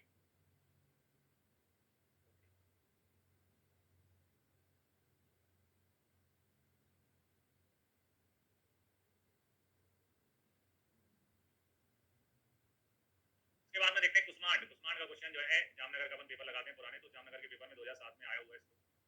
कुष्मांड को जो है अपन को यहाँ सफेद कद्दू जो कि पेठा बनाने में काम में आता है वो समझना है यहाँ पर, कुष्मांड से कद्दू ना समझ के वो समझना है। कुष्मांड के लिए लिखा है साक्षारम पक्त कुष्मांड मधुर आम्ल तथा लघु सृष्ट मूत्र पुरीसम चा dead dead dead dead dead dead dead dead dead dead दोष निर्माण है ना। ये वाला क्वेश्चन जो है जामनगर में पूछा जा चुका है, क्वेश्चन के रूप में बहुत है।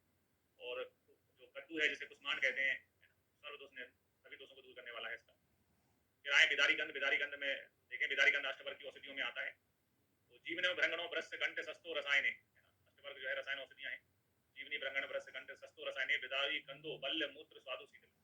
तो जो चीज हमारे शरीर में बल्य होगी है ना, वो भ्रंगण भी करेगी, ब्रश भी होगी, रसायन भी होगी, कॉमन सेंस चीजें लिखी है, कुछ एक्स्ट्रा ऑर्डिनरी कोई चीज यहाँ पे लिखी नहीं। या अम्लिका गंध। अम्लिका गंध में लिखा हुआ है कि अम्लिकायाम स्मृतम गंधो ग्रहणी अर्शो हितो लघु। अम्लिका गंध जो है ग्रहणी और अर्श में हितकारी।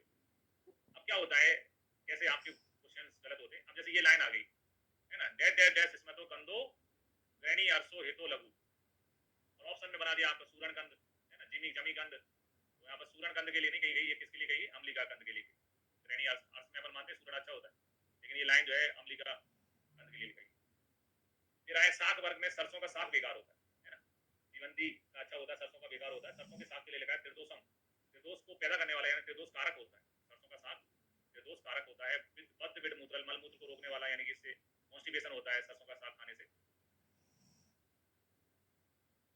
फिर आप बोलोगे सर पंजाब में जाते हैं तो वहाँ पर सरसों का साग मक्के की रोटी खाते हैं। तो जिस समय ये सारी चीजें लिखी गई हैं उस समय हो सकता है उतना एडवांस जो अपने जो आजकल मसाले हैं उनका यूज नहीं होता था, तेल तड़का बहुत सारी चीजें यूज नहीं होती है ना। इन मेजर में भी लिखी रहती है बहुत सारी चीजें। सरसों का साग जो है लेकिन बेकारी होता है, त्रिदोष को उत्पन्न करने वाला होता है।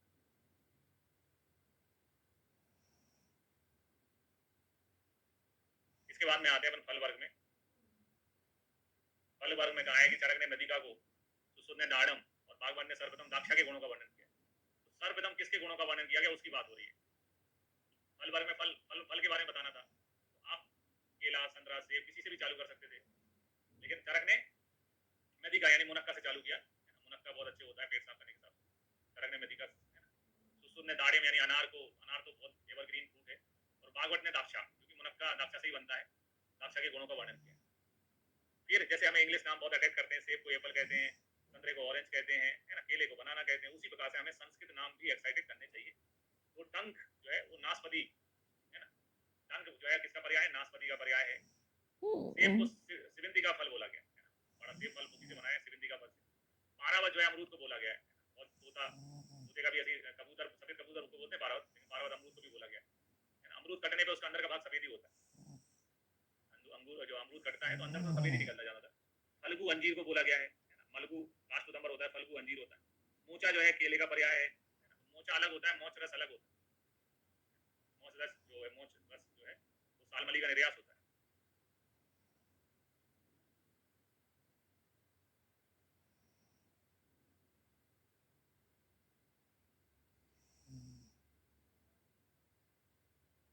ठीक है, तो पर्याय भी हमारे लिए इंपॉर्टेंट है, पर्याय भी क्वेश्चन के रूप में पूछे जाते हैं। टंक जो है नाशपति का, सिविंदी का फल सेब फल का, पारावत अमरूद का, फल्गु अंजीर का, और मोचा जो है केले का पर्याय है। मोच रस अलग चीज होती है, मोच रस सालमली होता है, सालमली का जो निर्यास होता है उसको जो है मोच रस के रूप में जाना जाता है। अब आते हैं मेदिका के बारे में। मेदिका को फल वर्ग में श्रेष्ठ फल बोला गया। तो फल वर्ग में किसे श्रेष्ठ बोला गया वो क्वेश्चन बनता है अपने आप में। फल वर्ग में मेदिका जो है वो श्रेष्ठ है। मेदिका जो है हमने जब यवागु पढ़ा था तो तृष्णा को दूर करने वाली यवागु में मेदिका का पढ़ा था अपन, इसलिए तृष्णा में बहुत अच्छा काम करती है मेदिका। दाम में, ज्वर में, श्वास में, रक्त पित्त में, छत क्षय नाशक है, कांस और स्वरवेद को दूर करती है, रेस्पिरेटरी जो प्रॉब्लम है उनको दूर करती है। है, दाह है, ज्वर है, श्वास है, रक्त पित्त है, छत है, क्षय है, कांस स्वर्वित को दूर करती है। नदी का भ्रंगणी, ब्रस्या, मधुरा, स्निग्धा, शीतला, है ना। नदी का खाने में मीठी लगती है, आप सभी को मालूम है। जो चीज मधुर होती है वो भ्रंगण करने वाली, कफ को बढ़ाने वाली, स्निग्ध होती है, शीतल होती है, कॉमन सेंस है। फिर आते हैं कैंथ। कैंथ दो प्रकार के होते हैं, कच्चा कैंथ होता है वो, है ना, जिसको अपन ने श्रेष्ठ भावों में 25वें चैप्टर में पढ़ा था। क्या लिखा था वहां पे? आम कपित, आम कपित यानी कच्चा कैंथ, आम कपित लिखा था अपने। आम कपित क्या है? अकंठ्या नाम, अकंठ्या नाम यानी गले के लिए नुकसानदायक होता है। आम कपित अकंठ्या नाम, तो कपित नाम आमम कंठहगनम, यहाँ उसी लाइन को दूसरी तरीके से पेश किया गया है। कच्चा कैंथ जो है वो गले के लिए नुकसानदायक होता है, विषाग्न है, ग्राही है, बात, लेकिन विषाग्न है, ग्राही है, बात को बढ़ाने वाला होता है। पका हुआ कैंथ अच्छा होता है, परिपक्वम च दोषग्नम, कच्चा कैंथ बेकार है, पका हुआ ठीक है। परिपक्वम च दोषग्नम, विषग्नम, ग्राही, दुरपि च, है ना, दुर्पि यानी पचने में दिक्कत आती है। और कच्चा कैंथ जो है मधुर अम्ल का सारस, सुगंधी होने से रुचिप्रद, इस कारण से थोड़ा रुचिप्रद होता है, वो ध्यान रखने वाली चीज है। मधुर अम्ल का सारस एवं सुगंधी होने से रुचिप्रद।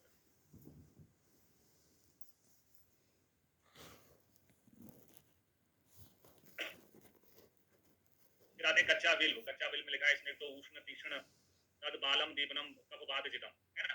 सभी फल जो है वो पके हुए यूज करना चाहिए। बिल्व, बिल्व जो है उसमें एक है बिल्व, उसका अपवाद है। बिल्व फल कच्चा यूज किया जाता है,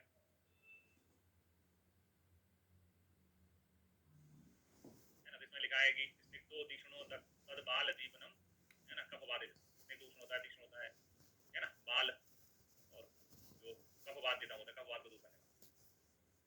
कच्चे बिल्व की जो मज्जा होती है, यानी जो अंदर का हिस्सा होता है कच्चा हुआ कच्चे बिल्व, उसको बिल्व करकटी,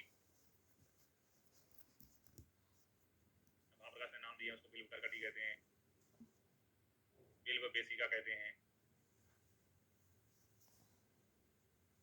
बाल बिल्व कहते हैं, है ना, बाल बिल्व कहते हैं। ये महाप्रकाश ने बोले हैं, तो ये भी चीजें एग्जाम में पूछा जाता है।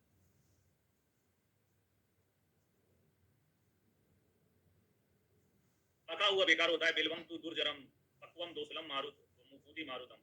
पका हुआ दोषों को उत्पन्न करने वाला होता है, बदबू उत्पन्न करने वाला होता है, गैस उत्पन्न करने वाला होता है। तो सारे फलों में सारे फल पके हुए लिए जाते हैं, लेकिन बिल्व फल कच्चा लिया जाता है। आम के बारे में आते हैं। आम की बहुत स्टेज होती है। मैंगो जो है हर स्टेज में अलग अलग गुण वाला होता है। मैंगो की केरी भी खाई जाती है, मैंगो का अचार भी बनता है, पके हुए आम का जूस भी बनता है। तो मैंगो की अलग अलग स्टेज है। बाल आम यानी अभी पका ही नहीं है, कच्चा आम है, तो वो रक्त पित्त करम बालम, रक्त पित्त को उत्पन्न करने वाला होता है, यानी पित्त को दूषित करने वाला होता है। बाल आम रक्त पित्त करम। अपक्क आम, है ना, आम के अंदर ये गुठली होती है। गुठली बनने से पहले जो आम की स्टेज होती है वो अपक्क आम कहलाता है। अपूर्ण पित्त वर्धनम, अपूर्ण पित्त को बढ़ाता है। तो बाल दो चीजों को बढ़ाता है, रक्त को भी बढ़ाता है, पित्त को भी बढ़ाता है। ये अपूर्ण जो है पित्त वर्धनम है, पित्त को बढ़ाता है। अपक्क आम जो है पित्त को बढ़ाता है। खटाई है, क्योंकि खट्टा होता है अपक्क आम, खटाई है। खट्टा यानी अम्ल जो है, अम्ल चीज जो है पित्त का गुण होता है। अम्ल जो है पित्त का गुण होता है। अम्ल द्रव अम्ल सर्कल पित्त के गुण होते हैं, तो पित्त को बढ़ाता है, ठीक है। और खट्टा होने से, अम्ल होने से। पका हुआ आम, पक्क आमम जयेत वायु, रंगन करने वाला होता है, इसलिए बात का नाश करता है। मांस शुक्र बल प्रदम, मैंगो का जूस आप पियोगे, स्फूर्ति आती है उससे में पी के, है ना। पका हुआ जो है जयेत वायु, मांस शुक्र बल प्रदम, बात को जीतने वाला होता है। वायु मांस शुक्र बल को बढ़ाने वाला होता है।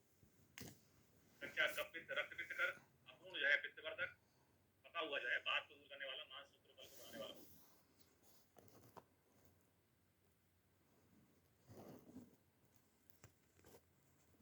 फिर आते हैं लवली फल, थोड़ा सुनने में कम मिलता है आजकल, तो उतना देखने भी नहीं मिलता है। लवली फल का रस क्या होता है? ये भी एनआई का क्वेश्चन है, पुराने पेपर लगाओगे तो लवली फल का रस क्या होता है? नेशनल इंस्टीट्यूट ऑफ आयुर्वेदा का पेपर लगाओगे पुराने, तो उसमें आएगा ये लवली फल का रस क्या होता है, करना है।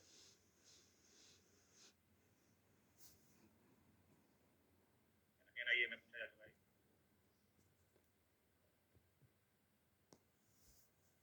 फिर आते हैं कषाय विषाद स्वाद सौगंधश्च रुचि प्रथम। अब दंश छम हृदयम बातलम लवली फलम, है ना। हृदय होता है बातल, यानी बात को बढ़ाने वाला होता है लवली फल। हृदय भी होता है बात को बढ़ाने वाला। फिर आंवले के बारे में ये लाइन तो लगभग अभी पुराने पेपर बच्चे लगा रहे हैं, तो बार बार थ्योरी डाल के पूछते थे। तुमने तो एक ही चीज सुन रखी है, हरी थी में लवण रस नहीं होता है, आंवले में भी लवण रस नहीं होता। आंवले की लाइन है विद्यात आंवले के सर्वान सर्वान रसान लवण वर्जितान, आंवले में सभी रस होते हैं लवण रस को छोड़कर। आंवला जो है रूक्ष होता है, स्वादु कषाय होता है ना, स्वादु व्यवसाय होता है, कब पित्त हरम परम, कब पित्त को दूर करने वाला होता है। तो प्रायः जो है अम्ल चीजें कब कब पित्त वर्धक होती है, किसको छोड़ के, आंवले को छोड़ के। आंवला जो है पित्त हर होता है, आंवला पित्त सामक होता है, प्रायः अम्ल चीजें पित्त को बढ़ाती है, किसको छोड़ के, आंवला, आंवला और दाड़िम को छोड़ के।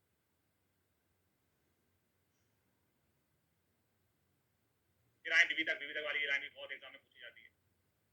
अभी वो पेपर बना था कौन सा, लक्ष्य वालों ने जो किया था, उसमें भी क्वेश्चन पूछा था। विविधक चार धातुओं के दोषों को दूर करने वाला होता है, रस, असक, मांस, मेदो, दोषान, हंति, विविधक, है ना। रस के दोष, मांस के दोष, रक्त के दोष, मेद के दोष, चार चीजों के दोषों को दूर करने वाला होता है विविधक। बहुत इंपॉर्टेंट लाइन बताई गई विविधक के बारे में चरक में।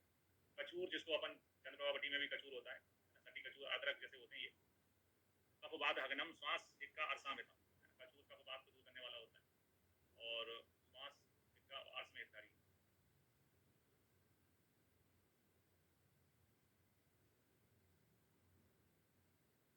अब आते हैं हरित वर्ग में। हरित वर्ग में वो चीजें बताई गई जो आप जो है सलाद वाला, सलाद के रूप में डेली यूज में ज्यादा आती है।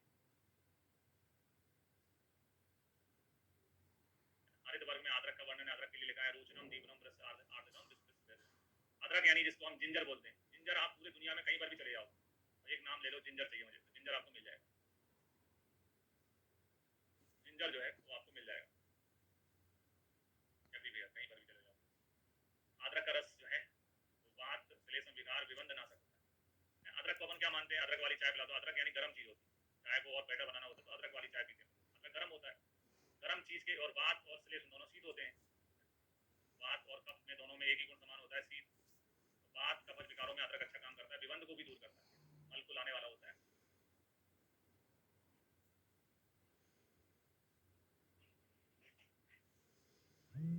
फिर आते हैं जम्भारी नींबू। जम्भारी नींबू में होता है रोचनो दीपनो, जम्भारी नींबू में लिखा है रोचनो दीपन तीक्ष्ण सुगंधी मुख शोधन। रोचन करने वाला होता है, दीपन होता है, तीक्ष्ण होता है, सुगंधी होता है, मुख शोधन करने वाला है। थोड़ा सा नींबू वगैरह अपन कुछ भी खट्टी चीज खाते हैं तो बहुत लार आती है मुंह में, मुंह साफ हो जाता है।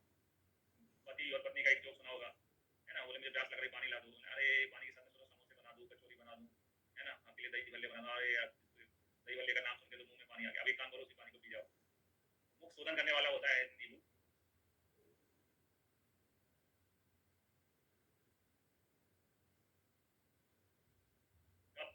बात का भागना, द्रमी हगन भक्त पाचन। जरा मूली, मूलक में लिखा है कि बाल मूली जो है त्रिदोषर होती है। बालम त्रिदोषरम, बाल जो है त्रिदोषर है। वृद्धम त्रिदोषम, वृद्ध जो है त्रिदोष कारक होती है। मूली अपन है ना थोड़ी नई जो होती है, ताजी जो होती है, वही खरीदते हैं हमेशा। वृद्धम त्रिदोषम, वृद्ध यानी पुरानी मूली फेंक देते हैं। मूली को मतलब जब मूली के स्लाइस को खाते हैं तो उसको आवाज आना चाहिए, कट, उसके यहाँ जो है वो भुरभुरी फीलिंग आए तो उसको फेंक देना चाहिए। मारुत अपहा स्निग्ध सिद्धम, यानी मूली को अगर अपन तेल में तल लें, सपोज मूली की चिप्स बना लें, तो उससे आपकी हवा दूर हो जाएगी, मारुत यानी बात का समन हो जाएगा। स्निग्ध सिद्ध यानी मूली का अगर अपन मूली की चिप्स बना लें तो फिर वो, या मूली के पराठे बना लें, मारुत, हम पराठे तो नहीं बोल पाएंगे यहाँ पे, मारुत स्निग्ध सिद्ध करेंगे तो मारुत अपहा यानी गैस दूर हो जाएगी। और शुष्कम तू मूलिकम कफबाधितम, शुष्कम तू मूलिकम, क्योंकि वही मूली जो है कफबाध को दूर करने वाली होती है। तो सबसे अच्छी बाल मूली, ये त्रिदोष सारे चीजें तो सबसे अच्छी होती है।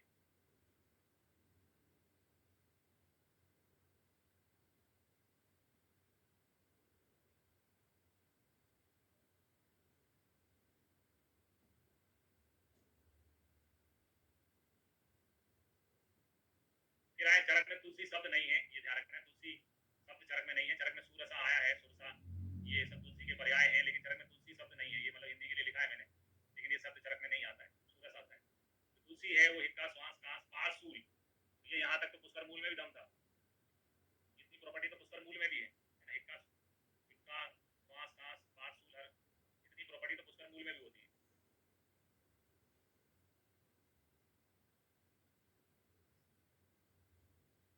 है ना, ये एक्स्ट्रा है, ये साथ नाशक भी होती है।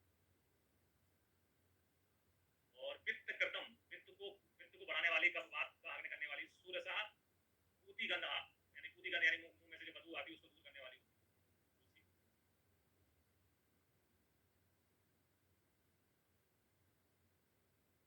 जरा रोहित घास ग्रस्त, रोहित कहते हैं उसको,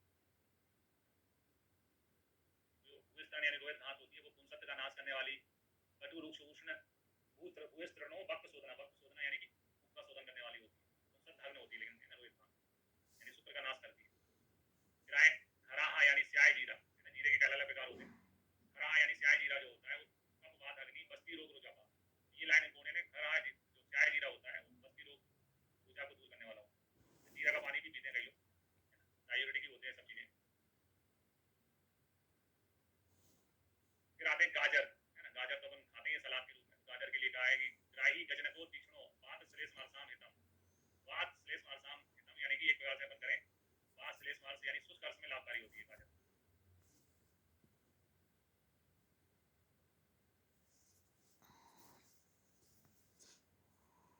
है ना, शुष्क अर्थ में अच्छा काम करती है। आपित्त प्रकृति हेतु, है ना, वो स्वेदन एवं भोजन में उपयोग करना चाहिए, यानी पित्त प्रकृति वालों को नहीं करना चाहिए, बाकी है ना बाकी लोग कर सकते हैं। फिर आप पलांडू जिसे हम प्याज के नाम से जानते हैं,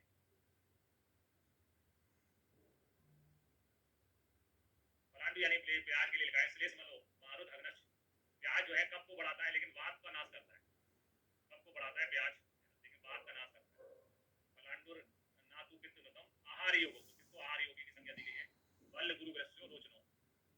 आहार योग यानी कोई भी खाना बिना प्याज के तो बन ही नहीं पाता, स्पेशली नॉनवेज, नॉनवेज तो बिना प्याज के बन ही नहीं सकता। आहार योग किसके लिए कहा गया, प्याज, और आहार योगी वो लवण था, नमक। फिर लहसुन, लहसुन के लिए कहा है क्रमी पुष्ट गिलास अग्नो, तो लहसुन और प्याज डाई सल्फाइड होते हैं, सल्फर के सोर्स हैं, नेचुरल सोर्स है सल्फर के। सल्फर जो है स्किन डिसीज में अच्छा काम करता है। क्रमी पुष्ट गिलास, क्रमी पुष्ट गिलास अग्नो बात अग्नो कुलनाशना किसके लिए कहा गया, ये इंपॉर्टेंट क्वेश्चन पूछा जा चुका है। लहसुन के लिए है सिंधु ब्रश लहसुन कर दो, लहसुन ब्रश भी होता है। लहसुन उष्ण यानी गर्म भी होता है, लहसुन प्याज गर्म होते हैं, उष्ण होता है, ब्रश भी होता है।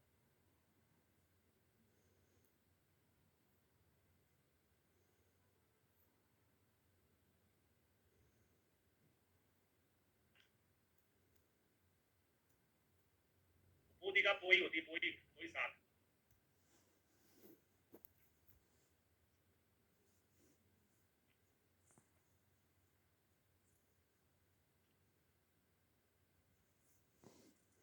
पोदी का पोई साग रहती है। पीएचडी करने से कुछ मिलना नहीं है कि आप लवली फल, आप पीएचडी करने लग जाओ, लवली फल क्या होता है। अब नाम भाषा में अपन नहीं, उतना ज्यादा प्रचलन में नहीं है, पहले होता होगा, लेकिन नेट पे आप डालोगे गूगल में तो आपको मिल जाएगा। पोदी का पोई साग होती है।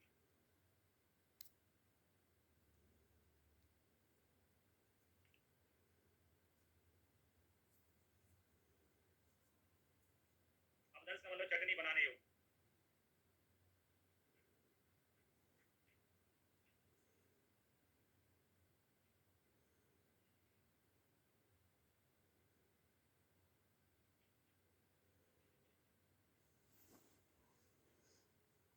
अपदंश समम का मतलब बताया गया है, अपदंश का मतलब होता है चटनी।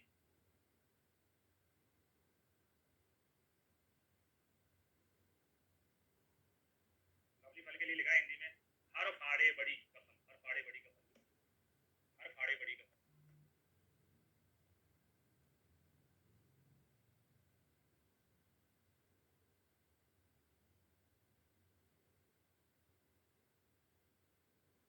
बाद में आते हैं मध्य वर्ग में, मध्य वर्ग देखते हैं तो मध्य वर्ग में लिखा है सामान्य गुणों में प्राय सभी प्रकार के मध्य जो है अम्ल रस वाले होते हैं, उष्णवीर होते हैं, अम्ल विभाग वाले होते हैं, उष्णवीर अम्ल विभाग वाले होते हैं मध्य ज्यादातर। सुरा के बारे में कहा है कृषाणाम सरक्त मूत्राणाम गृहिणी और विकाराणाम, सुरा प्रशस्ता वात अग्नि स्तन रक्त क्षयसु, सुरा जो है प्रशस्त होती है उन रोगों में जिसमें वात का अग्नि करना हो, रक्त में स्तन रक्त और क्षय के रोगों में प्रशस्त यानी श्रेष्ठ होती है। मदरा जो है जैसे ब्रांडी होती है ना, जुकाम उकाम होते हैं तो लोग ब्रांडी पी लेते हैं, जैसे एक का श्वास खांस स्याय है ना, इनमें मदरा काम में आती है। बर्चु ग्रह अरुचि भवन आना और विबंध में मदरा जो है हितकारी होती है। सूल प्रवाहिका आटो कफ वात अर्थ नाम हितम, जगल जो है वो सूल प्रवाहिका आटो व कफ वात अर्थ में हितकारी होती है। यहाँ फिर से मैं बोलना चाहूंगा जहाँ कफ वात अर्थ लिखा है मतलब शुष्क अर्थ, शुष्क अर्थ में हितकारी होती है।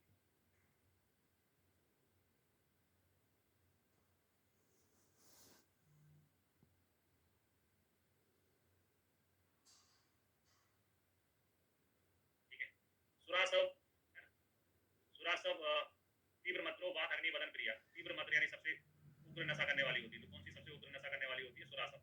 सुरा और आसव दो शब्दों से मिली है।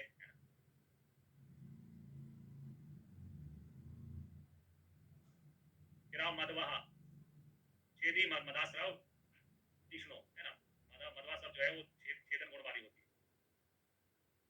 और मेरे जो है मेरे मधुर गुरु, मेरे जो है मधुर गुरु होती है। छोटे छोटे श्लोक है, लेकिन ध्यान रखना है इनको, छोटे छोटे श्लोक है लेकिन ध्यान रखना है इनका।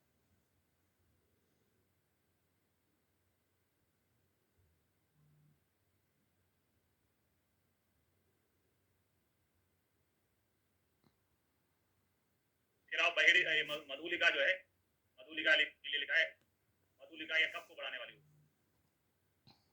सुरासा वो तुसुदक में लिखा है ग्रहणी अर्सारेतम भेदी, ग्रहणी और समेतकारी होती है, भेदी तुसुदक, सोबीरा को तुसुदक जो है ग्रहणी और समेतकारी होते हैं।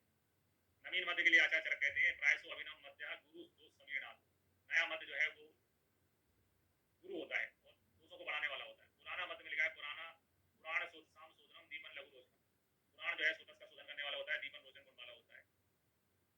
फिर आते हैं सात्विक मध्य, सात्विक मध्य में लिखा है सात्विक विधि विधि युक्त्या पीतम स्याद अमृतम यथा, सात्विक मनुष्यों द्वारा विधि पूर्वक सेवित मध्य जो है अमृत के समान हितकारी।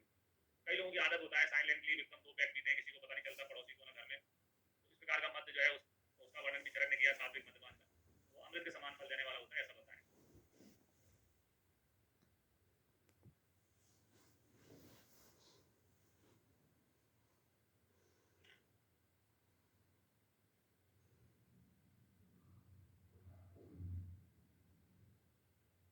ठीक है, आज के लिए इतना ही, कल इससे आगे देखते हैं।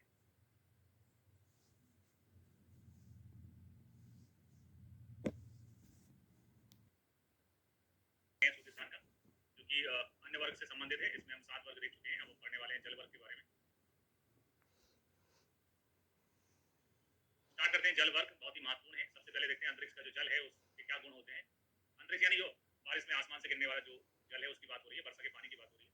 शीतम शुचि शिवम मिष्टम बिमलम लघु षड गुणम, यानी अंतरिक्ष का जल जो है वो शीत होता है, ठीक है, शुचि यानी स्वच्छ होता है, तो शिव का मतलब होता है कल्याणकारी, ठीक है, और मृष्टम का मतलब होता है मधुर है, और विमल है यानी साफ सुथरा होता है, और लघु गुण वाला होता है। सारे गुणों को हम एक शब्द में, एक लाइन में बोलना चाहें तो S3, शीतम शुचि शिवम, S3, ऐसे चालू होने वाले 3, और विमल, बी में विमल का विमल हो गया, माँ से मृष्ट हो गया, ला से लघु हो गया, यानी विमल में ही बाकी नाम छुपे हुए हैं। माँ से आप मृष्ट समझ लें, ला से आप लघु, तो जो विमल पर लिखेंगे तो विमल में बाकी गुण अपने आप आ जाएंगे। S3 विमल इसका फॉर्मूला याद रखने का। संख्यावाची क्वेश्चन इसमें बनेगा, क्योंकि श्लोक में षड गुणम लिखा आता है, जब श्लोक में संख्या आती है तो संख्यावाची क्वेश्चन बनते हैं, षड गुणम 6 गुण वाला होता है। फिर आते अंतरिक्ष का जल पृथ्वी पे आके अलग अलग टाइप की भूमि पे गिरता है, और किस प्रकार की भूमि पे गिरा है उसके आधार पर उसके जो है रस चेंज हो जाता है। तो अगर अंतरिक्ष का जल जो है काली मिट्टी पे गिरता है तो मधुर हो जाता है, काली मिट्टी पे गिरता है तो क्या हो जाता है, मधुर हो जाता है। याद रखने का तरीका, काला गुलाब जामुन, काला गुलाब जामुन, काला गुलाब जामुन। फिर इसमें अम्ल है ना, एसिड की बारिश तो नहीं होती है, जब चरक संहिता लिखी गई थी तब तो नहीं होती थी, अब जरूर पर्यावरण इतना प्रदूषित हो चुका है कि एसिड की वर्षा भी देखने को मिलती है, लेकिन अम्ल रस नहीं होता था, बारिश के पानी से कहीं एसिड नहीं होता है।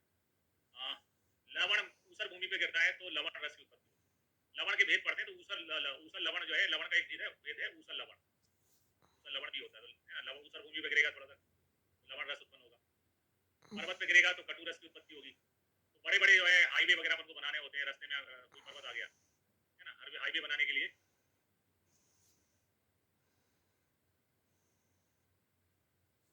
पर्वत को काटना पड़ता है।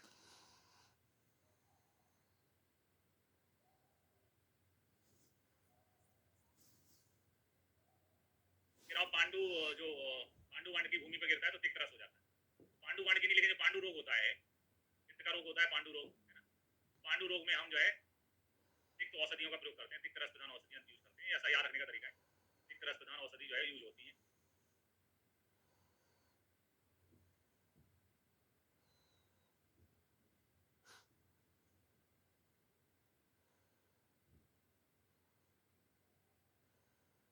फिर और कसाय है ना, श्वेत वाण की भूमि पर जो है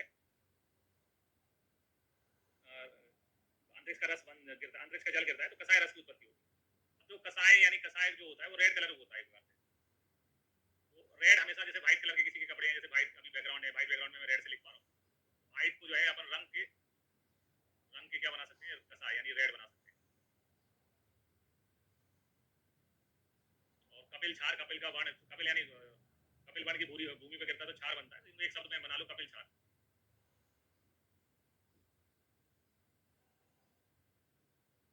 कपिल क्षार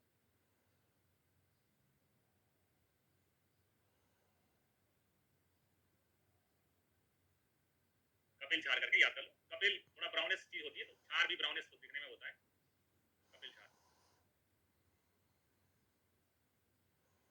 इसके बाद में आते हैं जो अव्यक्त रस वाला, जो वर्षा का जल होता है, उसके तीन जो है प्रकार होते हैं, एंध, कार और हिम, और ये सभी अव्यक्त रस वाले होते हैं। बारिश का पानी, अंतरिक्ष जल, तीन प्रकार का होता है, एंध, कार और हिम, तीनों अव्यक्त रस वाले होते हैं। उत्तम जल के गुण भी बताए गए आचार्य ने। तो उत्तम जल के गुण में लिखा है ईसत कसाय मधुरम सुसूक्ष्मम विशदम लघु अनरुक्षम अनाभिसंधिसा सर्व पानीय उत्तम। तो ये वाला क्वेश्चन एग्जाम में पूछा गया है कि उत्तम जल का रस क्या होता है। उत्तम जल का रस होता है ईसत कसाय मधुर। जैसा मधु होता है ना, मधु भी कसाय मधुर होता है, वैसे ये भी ईसत का मतलब होता है हल्का। ईसत एक शब्द होता है, ईसत शब्द का संस्कृत से हिंदी अर्थ निकालने जाते हैं, ईसत का मतलब होता है हल्का, हल्का कसाय मधुर होता है। लाइट कपड़े खरीदते हो मतलब भैया कैसा चाहिए, डार्क दिखाना है लाइट दिखाना है, ये लाइट कलर का होता है, हल्का ईसत कसाय मधुर होता है।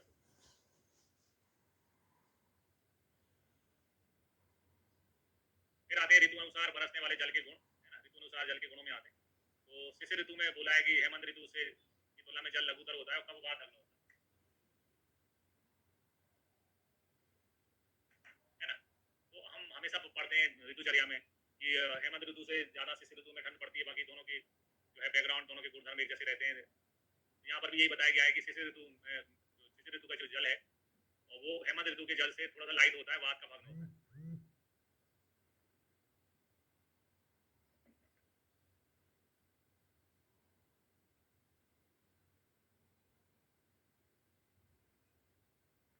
बसंत ऋतु का जल जो है कसाय मधुर रूक्ष होता है।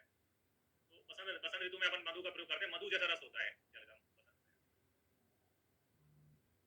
बसंत में मधु के समान यानी शहद के समान जल हो जाता है, कसाय मधुर रूक्ष होता है। इस ऋतु में निश्चित रूप से अनाभिसंधि होता है, क्योंकि गर्मी में तो पानी सभी को पीना होता है, सबसे डिमांडिंग चीज होती है। ग्रीष्मम तो अनाभिसंधि, निश्चित रूप से अनाभिसंधि होता है ग्रीष्म ऋतु का जल। बारिश का जल गुरु और अभिसंधि होता है। ये अनाभिसंधि है यानी स्वतः का अवरोध करने वाला नहीं होता है गर्मी का, लेकिन बारिश वाला होता है अभिसंधि। बारिश वाला जल जो है गुरु होता है, अभिसंधि होता है ना। शरद का लिखा है कि शरद का तनु लघु अनाभिसंधि होता है। शरद ऋतु में भी अंशोधक की उत्पत्ति हो जाती है, अपन पढ़ते हैं कि अंशोधक बन जाता है। शरद का जल भी कुछ जो है अच्छे बेकार नहीं बताया गया, लिखा है कि तनु लघु और अनाभिसंधि होता है। हेमंत ऋतु का जो जल होता है मतलब ठंडा पानी, हेमंत ऋतु का मतलब ठंडा पानी हो जाएगा। जो ठंडा पानी वाला जो जल होता है वो होता है हेमंते सलिलम स्निग्धम ब्रह्म बलहितम गुरु। इस ऋतु का जल जो है ब्रह्म होता है। ये क्वेश्चन बनता है, तो दो तीन क्वेश्चन बनेंगे निश्चित रूप से। अनाभिसंधि कौन सा है, ग्रीष्म, और गुरु अभिसंधि कौन सा है, वर्षा, और ब्रह्म से बलहितम जो है कौन सा है, हेमंत का। जोड़े बनाने के रूप में मैं इसका फॉलोइंग करके भी इसके क्वेश्चन पूछे जाते हैं।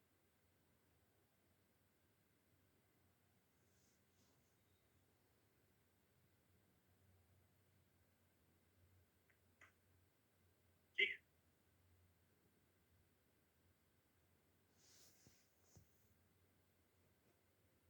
फिर उद्भव के आधार पर नदियों के जल के गुण।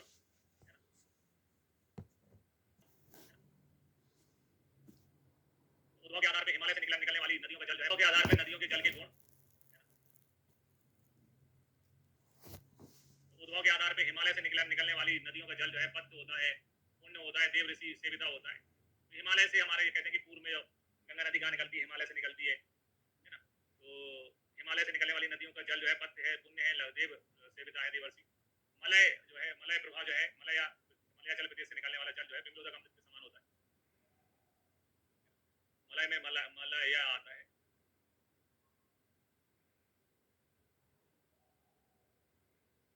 मलया आता है, उसमें भी बिमलो शब्द आता है।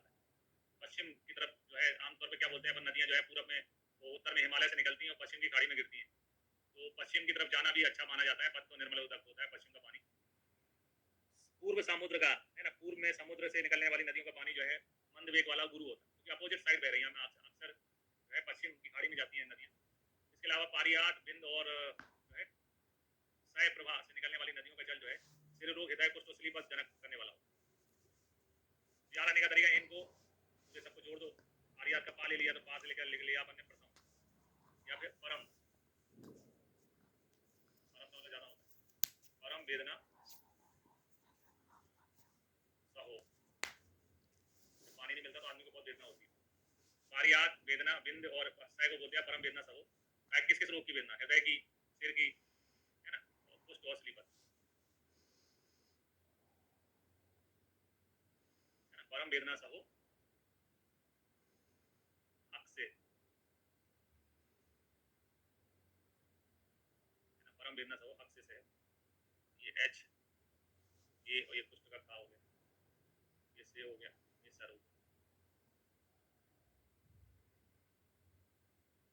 कुल मिला के पारियात बिंदु और सह पर्वत के लिए अपन ने बोला कि परम वेदना सहो, परम वेदना कहेगी हक से सहना है, हक यानी हृदय रोग, कुष्ठ, और से यानी स्लीपत, और सहना यानी कि सयादी, है ना, सिरोरोग, सयादी में होने वाला सिरोरोग। हिमालय कहाँ है? उत्तर में, उत्तर में हिमालय, हिमालय वाला तो देव ऋषि वहाँ पे तपस्या करते हैं, तो पुण्य है, देव ऋषि सेविता है। मलयाचल प्रदेश से निकलने वाला बिम्लोदक है, पश्चिम की तरफ जाने वाला भी पथ निर्मलोदक है, पूरब से आने वाला मंद और गुरुतर है ना, मंद वेग वाला गुरु है, और पारियात बिंदु सह वाला परम वेदना सहो, है ना, हक से हृदय रोग, कुष्ठ, स्लीपत और सिरोरोग उत्पन्न करने वाला।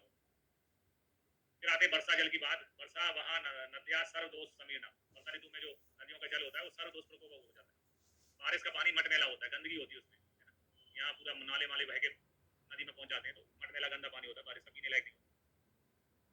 फिर आओ समुद्र के जल के लिए लिखा है समुद्र विश्व त्रिदोषम लवणम अम्बु यत वरुणालयम, समुद्र का जल जो है विश्व गंदी होता है, त्रिदोष प्रकोप का होता है, तीनों दोषों को प्रकोपित करने वाला होता है। लवण रस वाला यानी कि समुद्र का रस, समुद्र का जल जो है वो खारा होता है, नमकीन होता है। समुद्र में नहा के, और भी नमकीन हो गए, नमकीन यानी लवण, है ना, थोड़ा नमक वाला होता है, नमक भी समुद्र के पानी से ही बनता है।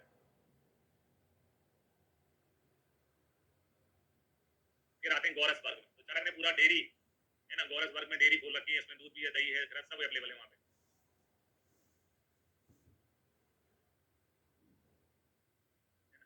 नौवां वर्ग है गौरस वर्ग। गौरस वर्ग में गौदुग्ध के गुण बताए गए हैं। स्वादु शीतम मृदु स्निग्धम बहलम स्थिर पिच्छिलम गुरु मंद प्रसन्नम च गव्यम 10 गुणम। गाय का दुग्ध जो है स्वादु शीत होता है, मृदु स्निग्ध होता है, बहल यानी गाढ़ा होता है, संलक्षण और पिच्छल होता है। गुरु मंद प्रसन्नम च गव्यम 10 गुणम पया, 10 गुण वाला होता है।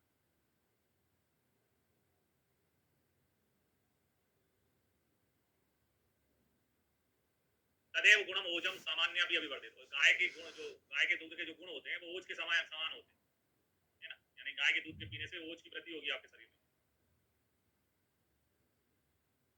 वरम जीवनी अनाम क्षीरम उत्तमम रसायनम, सभी जीवनी पदार्थों में श्रेष्ठ और रसायन है ना, जो है चरक में पहले भी अपन पढ़ चुके हैं, क्षीरा जीवनी अनाम, जीवनी है, रसायन है सभी पदार्थों में, हाईएस्ट इंपोर्टेंस जो है मिला हुआ है गाय के दूध को।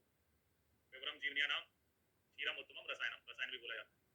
फिर अब भैंस का दूध, है ना, भैंस का दूध गाय के दूध से गुरु उतर होता है, थोड़ा गाढ़ा होता है, चाय पीनी होती है तो आपको चाय कभी गाय के दूध की चाय अच्छी नहीं बनती, वो पतला होता है, लेकिन भैंस का दूध जो है गाढ़ा होता है। मैसी दुग्ध गुरु से, गौदुग्ध से गुरुतर होता है, शीततर होता है, अधिक स्नेह युक्त होता है, अनिद्रा एवं अत्यग्नि रोग में हितकारी होता है।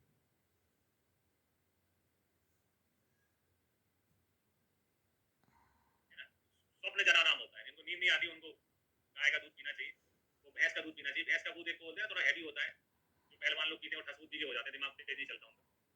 फिर ऊँट का जो है ईसद लवण रूक्ष उष्ण एवं लघु होता है, ईसद लवण थोड़ा सा हल्का लवण लवण वाला होता है। सस्तम बात कफ आना क्रमी सोको उदर अरसा, तो मेरा एक फंडा हमेशा है ऊ से ऊँट, ऊ से उदर।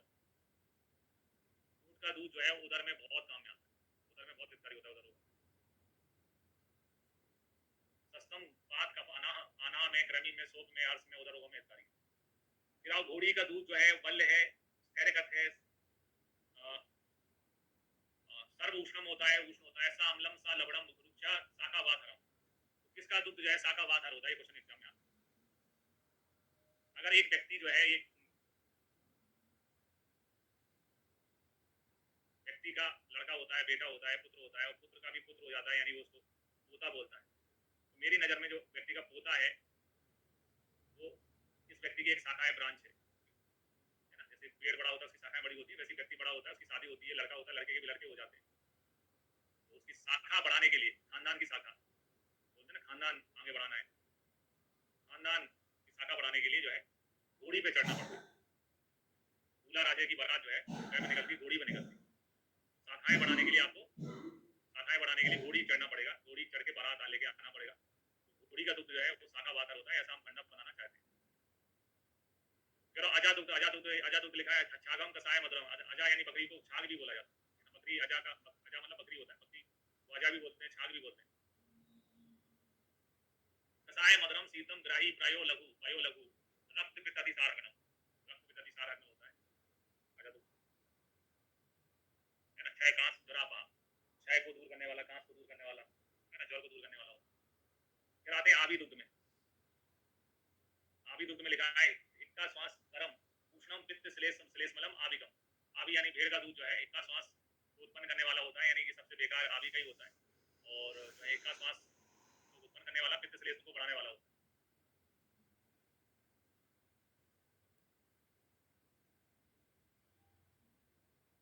फिर आते हैं हस्तनी दुग्ध में। हस्तनी दुग्ध में कहा हस्तनी प्रयोग बल्यम गुरु स्थिर करम, स्थिर करम परम। हाथी का दूध जो है स्थिरता लाने वाला होता है। हस्तनी दुग्ध जो है स्थिरता, स्थिर करम परम होता है। फिर आते हैं स्त्री दुग्ध में। स्त्री दुग्ध में लिखा है जीवनम, जीवनम द्रंगणम साधनम स्नेहम बानम मानुसम भया नामनम रक्त पित्तेजा तर्पणम अक्षिसूलिनम। यानी कि है ना, माता का दूध सबको पीना चाहिए, सबके लिए माता का आशीर्वाद होता है, माता का दूध है ना। तो जियो बेटा, जियो बेटा से चालू होता है, माता का दूध पियो, जियो बेटा। जियो बेटा यानी आनंद अंबानी, ऐसा नहीं है।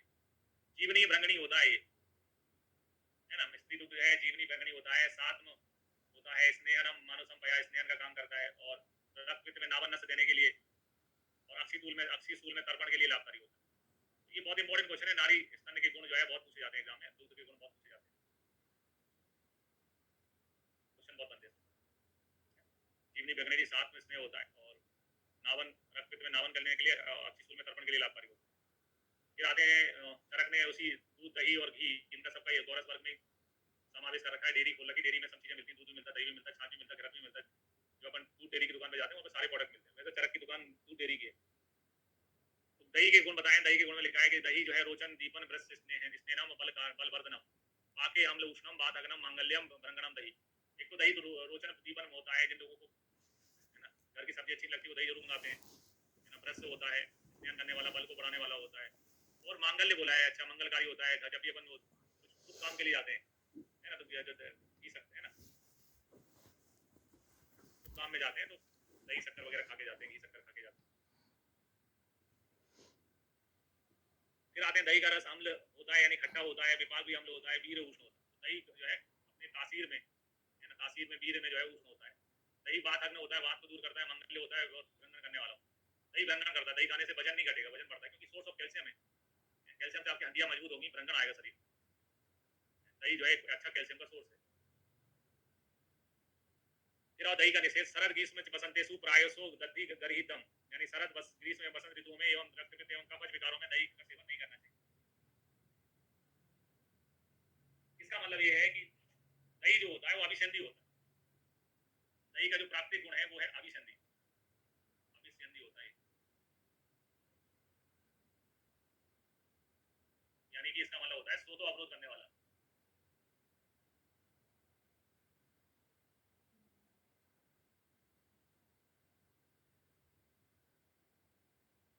ये जो है शरद में विरेचन कराया जाता है, बसंत में बमन कराया जाता है। ये सब जो प्रोसेस होती है पंचकर्म की, तो शोधन के बाद होती है।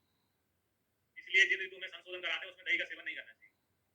शरद में, ग्रीष्म में, बसंत में दही का सेवन नहीं करना चाहिए। इसके अलावा हेमंत शिशिर वर्षा ऋतु में दही का प्रयोग करना शेष होता है। कौन सी ऋतु में दही का प्रयोग कर सकते हैं? इनको छोड़ के बची हुई ऋतु कौन सी? हेमंत, शिशिर और वर्षा। फिर आए मंदक। क्या होता है? निर्दोष, निर्दोष मंदक, निर्दोष कारक होता है मंदक। मंदक यानी अच्छी तरह से ना जमा हुआ दही। दही को बनाने जाए और दही नाचे से ना जमे, खट्टा रह जाए ना मीठा हो, है ना, बीच की कंडीशन जो है मंदक कहलाती है, वो बहुत बेकार होता है। निर्दोष प्रकोपक होता है मंदक। फिर दही की मलाई जो है वातग्नि एवं सुतरल होती है ना, दही की मलाई अच्छी होती है। और दही का मंड जो है वो श्लेष अनिल अग्नि सोतो विशोधन करने वाला। तो दही का मंड सोतो विशोधन करता है। दही ओवरऑल सोतो अवरोधक होता है।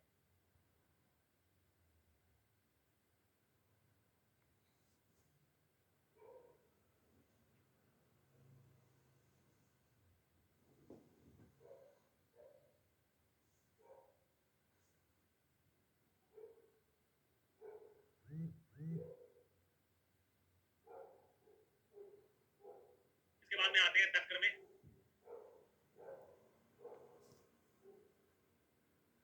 तक्र यानी जिसको अपन छाछ के नाम से भी जानते हैं, है ना। तक्र जो है सोप में, अर्श में, ग्रहणी में, मूत्र कक्ष में, उदर रोग में अरुचि को नष्ट करता है। आप सभी को मालूम है तक्रारिष्ट, है ना, अर्श में तक्रारिष्ट देते हैं, उदर रोगों में तक्र अनुपान के रूप में काम करता है, ग्रहणी में तक्रारिष्ट यूज होता है। अर्श ग्रहणी में क्या होता है, तक्रारिष्ट यूज होता है।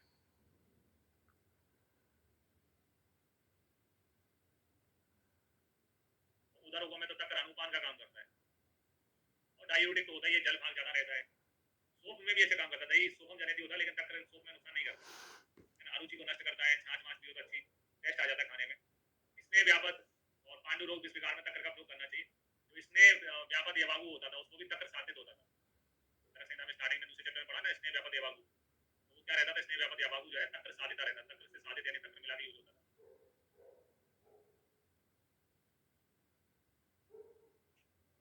है ना। इस प्रकार में तक्र का प्रयोग करना चाहिए। फिर आते नवनीत के गुणों में, नवनीत यानी मक्खन।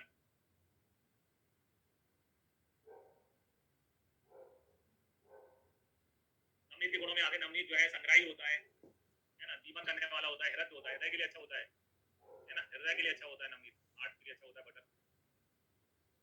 इसके अलावा ग्रहणी अर्श आते तो अरुचि नाशक रहता है।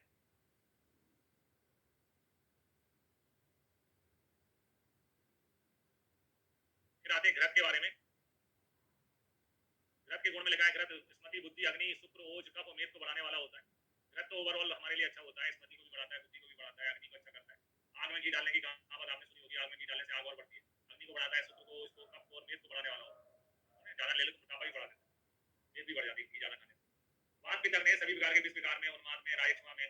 उन्माद पढ़ोगे तो उन्माद में तो घी की दुकान खुल जाती है, पिशाची घृत मां, पिशाची घृत, कल्याण घृत मां, कल्याण घृत, एक से घृत पढ़ते हैं अपन उन्माद में। इसके अलावा रायक्षमा एवं चर्म विकारों को दूर करता है। जीर्ण जो जीर्ण घृत यानी पुराना घी, पुराना घी मद मूर्छा शोष अपस्मार शोष उन्माद गर्भिश ज्वर और योनि कांड सरा शूल नाशक।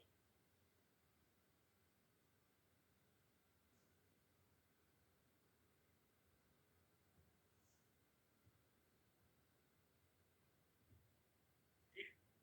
और बकरी भेड़ और भैंस के घी के गुण भी इन्हीं के समान ही होते हैं। पीयूष जो है नव प्रसूता गाय का प्रथम 7 दिन का दूध जो है पीयूष कहलाता है, और यह दीप्ताग्नि को करने वाला होता है, निद्रा में हितकारी होता है। तो मोहर 7 दिन के बाद जो है जो दूध साफ आने लगता है, थोड़ा अच्छा आने लगता है, उसको मोहर कहते हैं। वह गुरु और भ्रंगण होता है। हरित ने इनका निषेध बताया, हरित मना करते हैं, लेकिन चरक ने यूज करने को बोला है। गुरु भ्रंगण और तृप्तिदायक। एक आजकल एक नया कंसेप्ट चल रहा है कि कोई भी इम्यूनिटी डिफेंसी वाला कोई भी बीमारी हो, इनको जो पीयूष को जो है काउस कोलेस्ट्रॉम के नाम से बेचा जाता है। काउ कोलेस्ट्रॉम,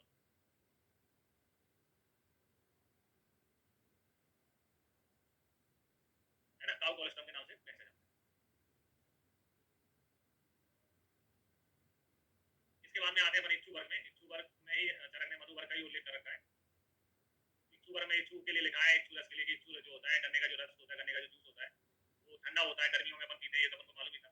रस होता है, शीतल होता है, सर होता है ना, सर्व अभी अनुलोमनम यानी कि मल मूत्र को लाने वाला भी होता है, डायूरेटिक भी होता है।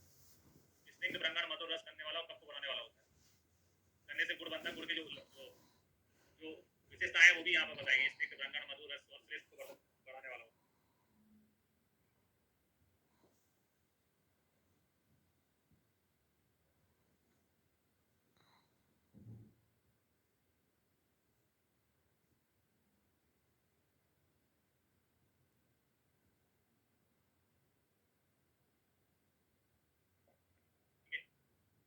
नाम का जो इच्छु होता है, गन्ना होता है, वो शीतलता, स्वच्छता, मधुरता के कारण गन्नों में श्रेष्ठ होता है। गन्नों में श्रेष्ठ कौन है? पौंड्रक। श्रेष्ठ कौन माना जाता है? जो क्लास में प्रथम रैंक लेके आता है। दूसरा शब्द यूज होता है श्रेष्ठ के लिए, परम। पा से परम, पा से पौंड्रक। पौंड्रक नाम का इच्छु जो है शीतलता, स्वच्छता, मधुरता के कारण गन्नों में श्रेष्ठ होता है। उसके नीचे आता है बंसक। बंसक पौंड्रक के समान गुण वाला लेकिन न्यून गुण वाला होता है। फिर हम जो गुण का सेवन करते हैं, गुण के बारे में कहा है, प्रभूत, कृमि, मज्जा, असक, मेदो, मांस, करो गुणा, है ना। बहुत मात्रा में कृमि को उत्पन्न करने वाला होता है। ये मज्जा, असक, मेदो, मांस 4 धातुओं को बढ़ाने वाला होता है। जिससे विविध 4 धातुओं को नाश करने वाला होता है, ये 4 धातुएं बढ़ाता है ना। गुड़ खाने से हमारे शरीर में असक यानी रक्त भी बढ़ता है, हीमोग्लोबिन भी बढ़ता है। इसके अलावा मेद भी बढ़ता है, मांस भी बढ़ता है और मज्जा भी बढ़ता है।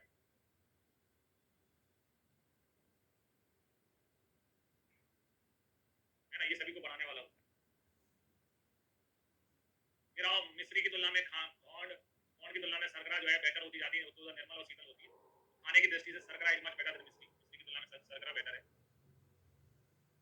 फिर आओ मधु के भेद जो है 4 बताए गए हैं, है ना। माक्षिक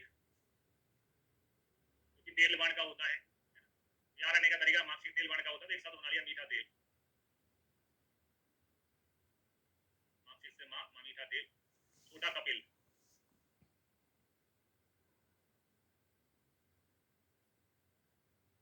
पौत्रिक घृत पीला घी घृत, सफेद भौरा।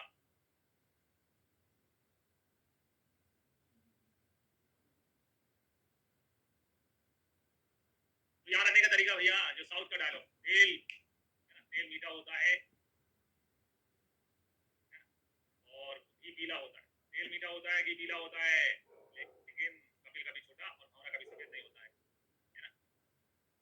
बाज की नजर और बाजीराव सिंघम, ऐसे एक डायलॉग है, तेल मीठा होता है, घी पीला होता है, लेकिन कपिल कभी छोटा और भौरा कभी सफेद नहीं होता है। यहाँ रहने के तरीके डायलॉग बना दो इसको, साउथ की पिक्चरों में ऐसे डायलॉग बोलते हैं वो लोग। ए बिडू, तेल मीठा होता है, घी पीला होता है, लेकिन कपिल कभी छोटा नहीं होता है और भौरा कभी सफेद नहीं होता है। दक्षिण भारत की पिक्चरों का डायलॉग बना दो तो याद रह जाएगा कि मार्क्सिक तेल वर्ण का होता है, छौद कपिल वर्ण का होता है, पैतृक रथ वर्ण का होता है और ब्राह्मण सफेद वर्ण का होता है। मार्क्सिमम पेवरम तेसाम विशेषाद ब्राह्मणम गुरु, मार्क्सिक पेवर होता है, ये क्वेश्चन आया भी है ऑल इंडिया पीजीटी में। मार्क्सिक जो है पेवर यानी श्रेष्ठ होता है, मधु वर्ग में मार्क्सिक श्रेष्ठ होता है। ब्राह्मण मधु जो है गुरु होता है, जो हमरे जैसा भटकने वाला है उसको गुरु की जरूरत होती है। सामान्य गुण में लिखा है वातलम गुरु शीत चार रक्त पित्त कपाह, रक्त कफ को दूर करने वाला होता है। संतात छेदन सूक्ष्म कसाय मधुरम मधु, यहाँ क्वेश्चन बनता है मधु का रस कौन सा होता है, कसाय मधुर होता है। फिर मधु मधुर होने के बाद में भी कफ को क्यों नहीं बढ़ाता, क्योंकि रूक्ष होता है, इसलिए कफ को कम करने वाला होता है ना। रूक्ष और छेदन गुण वाला होता है और संधान करने में यानी कि हीलिंग प्रोसेस में काम में आता है। मधु बात को बढ़ाता है और कफ है ना, कफ वर्धन नहीं होता है। कसाय मधुर उसका गुण रस होता है।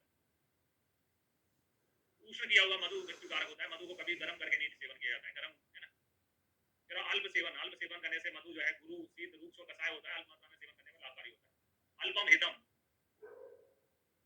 अल्पम हितम किसके लिए बोले, मधु के लिए। मद आम, मधु के अजीर्ण से बढ़कर कोई अजीर्ण नहीं होता है, मधु सेवन जन अजीर्ण से बढ़कर कोई अजीर्ण नहीं होता है, कोई अजीर्ण कष्टकारी नहीं होता है, क्योंकि यह उपक्रम में विरोध होता है। और जिस प्रकार विष सेवन से शीघ्र मृत्यु होती है, उसी प्रकार मधु सेवन जन अजीर्ण शीघ्र ही मनुष्य को मार लाता है। ये जो लाइन है नादा कष्टतम, ये इंपॉर्टेंट है। योगवाही भी बोला है मधु को, जैसे चरक में वायु को भी योगवाही बोला है, मधु को भी योगवाही बोला गया है। नाना द्रव्यात्मकम त्वातस्य योगवाही परम मधु, यानी अनेक प्रकार के घटकों के सहयोग से मधु की उत्पत्ति होती है, इसलिए मधु योगवाही होता है। चरक ने वायु और मधु को योगवाही और पिपली को योगवाही नहीं संज्ञा दी हुई है। वेट लॉस करने के लिए सबसे अच्छा है कि सुबह सुबह गुनगुने पानी में शहद डाल के पीना चाहिए, है ना। गुनगुने पानी में शहद डाल के पीना चाहिए, मधु तक गुनगुने पानी में शहद डाल के पीना चाहिए, मधु तक का प्रयोग करना चाहिए। फिर आते हैं कृतान्न वर्ग, कृतान्न यानी कि जो हमारे अनाज होते हैं, जो अनाज गेहूं चावल, इनसे अपन आजकल रोटी बनाते हैं, चावल दाल बनाते हैं, वैसे ही उस जमाने में अपन पिया बिलेती मंडे बाबू ये सब चीजें यूज करते थे, तो वो इसमें कृतान्न वर्ग में आती है। तो पिया के लिए लिखा है, पिया में 1:14 का रेशो होता है, यानी एक भाग चावल और 14 गुना पानी होता है। किसी में पानी जाना होगी वो डायूरेटिक होगी, यूटीआई प्रॉब्लम में अच्छा काम करेगी। तो कृष्ण शुद्ध कृष्णा गिलानी, पानी पानी भरा है इसके अंदर, तो कृष्णा तो दूर होगी, प्यास तो दूर होगी, क्योंकि चावल तो ना के बराबर पानी पानी है इसके अंदर, ये तृष्णा को दूर करती है। क्षुधा तृष्णा गिलानी दौर्बल्य उच्ची रोग जरापहा, स्वेद अग्नि जननी पिया, पिया जो हमारे शरीर में स्वेद को उत्पन्न करने वाली होती है, अग्नि को बढ़ाने वाली होती है पिया। बात वर्षो अनुलोमनी, बात को मल को निकालने वाली होती है, तो पेट साफ रहता है तो मलमूत्र निकल जाते हैं। बिलेबी हम पढ़ते हैं, तो बिलेबी में चावल का और पानी का रेशो 1:4 होता है। बिलेबी में जो है चावल की तुलना में पानी कम होता है, और इसमें चूंकि चावल ज्यादा होता है तो चावल खाने से पेट भरता है। तर्पणी ग्राहिणी लघवी हृदयाचा बिलेबी का, बिलेबी में 4 का रेशो है, और 4 इसमें क्वालिटी बताई गई है श्लोक में। एक है तर्पणी, दूसरा है ग्राहिणी, तीसरा है लघवी, चौथा है हृदय। 4 का रेशो है, 4 ही गुण बिलेबी में दिखाए गए यहाँ पर।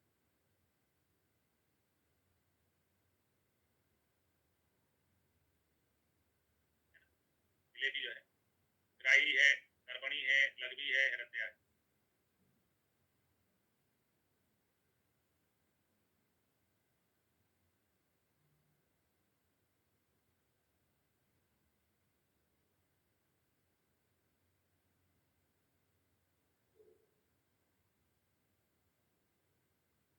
फिर आते हैं मंड। मंड में भी 1:14 का ही रेशो होता है। मंड और पिया में एक जैसे रेशो होता है, 1:14 का रेशो होता है। मंड के लिए लिखा है मंडस्तु दीप्ताग्नि बात चानुलोमने। उत्तराखंड पीजी में आया हुआ क्वेश्चन है ना। दीप्ताग्नि बात अनुलोमने किसके लिए कहा गया? मंड के लिए। अग्नि का दीपन करता है, वात का अनुलोमन करता है। इसके अलावा दीपन लघु होने से मंड को प्राण धारक भी बोला गया है। लघु दीपन होने से मंड प्राण धारक भी है। प्राण धारक किसको बोला गया? मंड। फिर आते लाज पिया। लाज पिया में वही रेशो होता है जो पिया में होता है। लाज पिया श्रम अग्नि। श्रम अग्नि तू छाम कंठस्थ देहिना। लाज पिया जो है श्रम को दूर करने वाली होती है।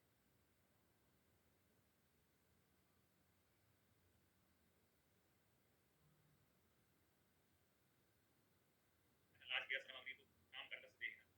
फिर लाज मंड। लाज मंड में लिखा है कृष्ण अतिसार समनो धातु साम कर शिवा। धातु साम कर करने वाला होता है लाज मंड।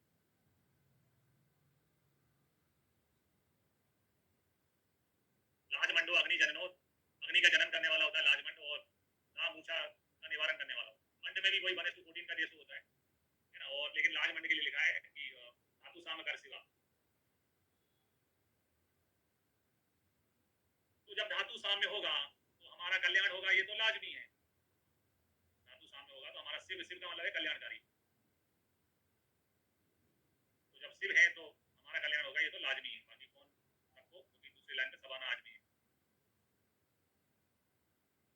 लाजमी धातु साम कर शिवा है, लाजमी। अग्नि जनन करने वाला होता है, दाम ऊषा का निवारण करने वाला होता है। बिस्माग्नि मंदाग्नि वाले पुरुषों में बालक व्रत स्त्री कुमार को सुसंस्कृत लाजमंड देना चाहिए। फिर आते कुलमास। कुलमास गुरुगो रुक्षा बादला भिन्न वर्षा। कुलमास जो है गुरु होता है, रुक्ष होता है, भिन्न वर्ष वाला। फिर है बेसबार। बेसबार यानी कि जो अस्थि रहित जो मांस के टुकड़े होते हैं उनको घोलने से बनता है बेसबार। बेसबार गुरु स्निग्धो। बेसबार एक प्रकार का गाढ़ा मांस रस है, अस्थि रहित मांस से बनता है। बेसबारो गुरु स्निग्धो बल बलोपचय वर्धना। बेसबार गुरु होता है, स्निग्ध होता है, बल को बढ़ाने वाला होता है। प्रोटीन सोर्स है बल्लू जमाने का।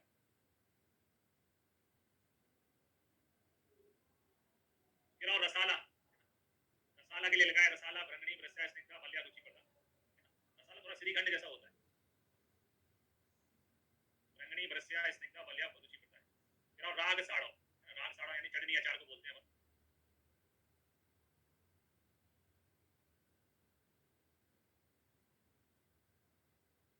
है ना। कट्ट व अम्ल स्वादु लवणा लघु राग साड़वा। राग साड़ा जो है कट्टू अम्ल स्वादु होते हैं, खट्टी मीठे होते हैं मतलब। और मुख प्रिया, मुख को अच्छा लगने वाले होते हैं अचार। रत होते हैं, दीपनी भक्त रोचन, खाने में रुचि लाने वाले होते हैं। अगर आपको खाना अच्छा नहीं लग रहा है तो आप क्या ढूंढते हो? थाली में दही है कि नहीं, पापड़ है कि नहीं है, सलाद है कि नहीं है, अचार है कि नहीं है। अचार जो है मुख प्रिया होता है, रत है, दीपन है, भक्त रोचना है। फिर आते हैं अकृत यूज। यूज यानी दाल का पानी। अकृत यूज की तुलना में कृत यूज, कृत यूज की तुलना में तनु मांस रस, तनु मांस रस की तुलना में संस्कारित मांस रस, फिर संस्कारित मांस की तुलना में अन अम्ल सूप। है ना। अन अम्ल सूप जो है गुरु पागी होता है, यानी हैवी होता है।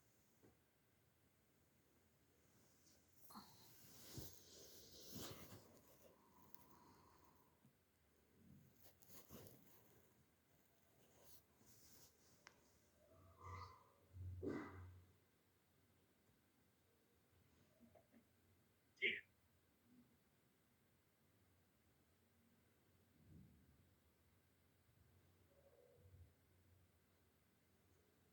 जी हाँ।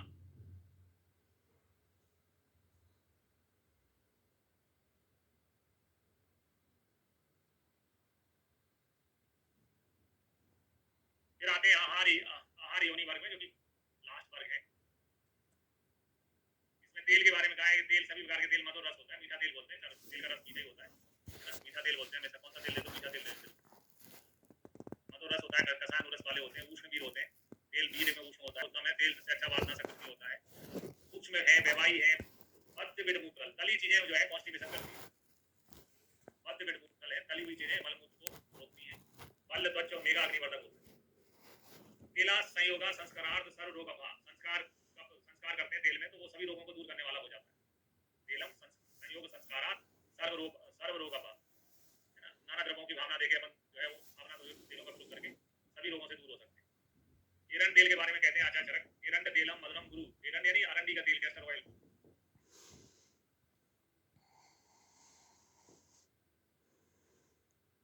एरंड तेल मधुर होता है, गुरु श्लेष अभिवर्धनम। वाद असक। वाद रक्त जो होता है, वाद असक में, कुल में, हृदय रोग में, जीर्ण ज्वर हरम परम। ये लाइन किसके लिए कही गई? इंपोर्टेंट है। जीर्ण ज्वर के अंत में क्या होता है?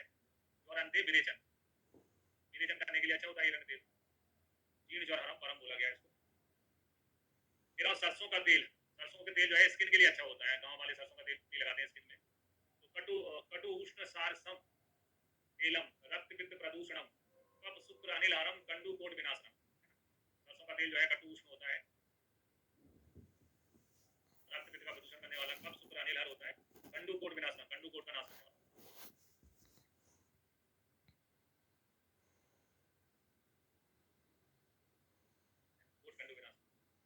फिर अब कुसुम का तेल जो है 432 यानी कि कटुरस, कटु विभाग और उष्णवीर होता है। कटुरस होता है 432 का मतलब कटुरस, चौथा रस हो गया कटु, कटु विभाग और उष्णवीर होता है।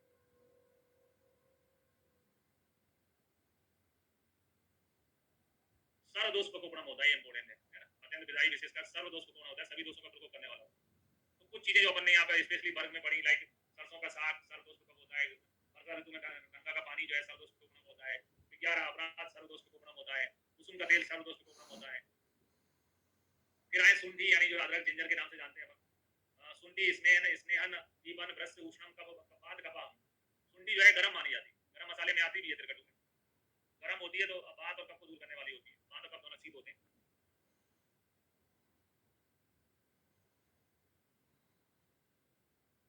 स्नेहनम दीपनम भ्रष्ट उष्णम बात कपाम विपाके मधुरम, विपाक में मधुर होती है, रक्त रोचनम विश्व भेषजम, रक्त रोचन होती है विश्व भेषज यानी कि सुंडी। पिपली के लिए कहा है, पिपली दो होती है, सूखी पिपली होती है, गीली पिपली होती है। तो श्लेष मला मधुरा आर्द्रा, आर्द्र यानी गीली पिपली जो है कफ को बढ़ाने वाली होती है।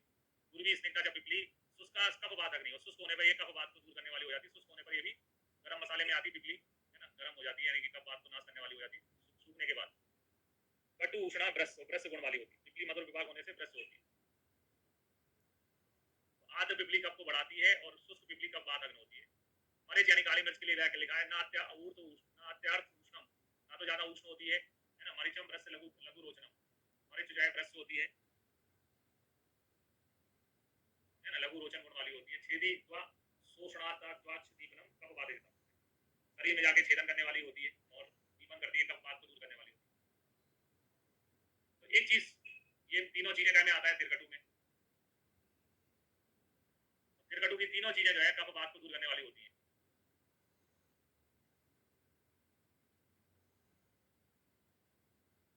कफ बात कफ बात अग्नि, कफ बात जतम, त्रिकटु कफ बात में अच्छा काम करता है।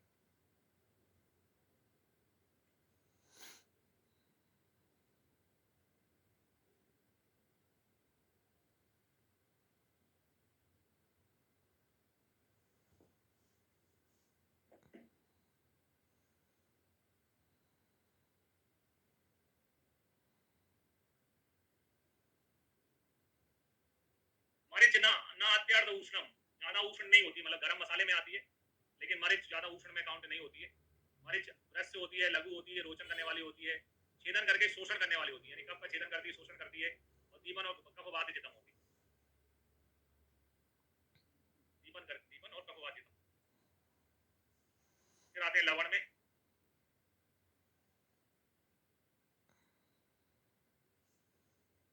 लवण जो है सैंधव लवण के बारे में लिखा है, रोचनम दीपनम भ्रष्ट चक्षुषम आविदाई। ये लाइन बहुत पूछी जाती है, किसके लिए गई है, रोचनम दीपनम भ्रष्ट चक्षुषम आविदाई। लवण होने के बाद में भी ये उष्ण नहीं होता, आविदाई यानी शीत होता है।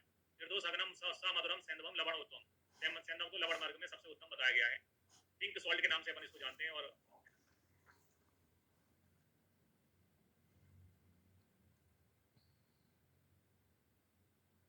निर्दोष अग्नि स मधुर सैंधव लवण उत्तम। फिर सोबरचल लवण जो है विबंध अग्नि होता है, उद्गार हृदयम उद्गार सोधी है ना, विबंध अग्नि होता है, हैरत होता है, उद्गार का शोधन करने वाला होता है। पीड़े लवण की बात करते हैं, ऊर्ध्व अवश्य वातानुलोम करम पीड़म, ऊर्ध्व अधोमार्ग से दोषों को दूर करने वाला होता है पीड़े लवण। ये विबंध अग्नि उद्गार हृदय उद्गार सोधी होता है। ये ऊर्ध्व अधो वातानाम अनुलोम करम पीड़म, ऊर्ध्व अधोमार्ग से वातानुलोम करने वाला होता है। फिर आते हैं औद्विज, औद्विज लवण जो है सातिक्तम कटु सातिक्त कटु चारम तीक्ष्णम उत्किलेदी है ना, उत्किलेदी गुण वाला होता है।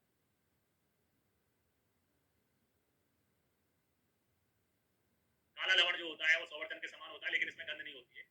समुद्र लवण में लिखा है सामुद्रम सा मधुरम, मधुर रस वाला होता है समुद्र लवण भी। 500 लवण भी बताया, 500 लवण में लिखा है सातिक्त कटु 500 है ना, सातिक्त कटु होता है 500 लवण। सभी प्रकार के हवन जो होते हैं वो रोशन करने वाले, है ना, पाक करने वाले, संसेशन यानी मल को लाने वाले होते हैं, है ना, पेट साफ करने के लिए काम में आते हैं, आने लपा यानी बात को दूर करने वाले होते हैं। फिर आते हैं क्षार में। क्षार में लिखा है कि सभी क्षार जो है उष्ण, तीक्ष्ण, लघु, रूक्ष, क्लेदी, पाचक, विदारक, दाहक, दीपक, छेदक और अग्नि के समान गुण वाले होते हैं।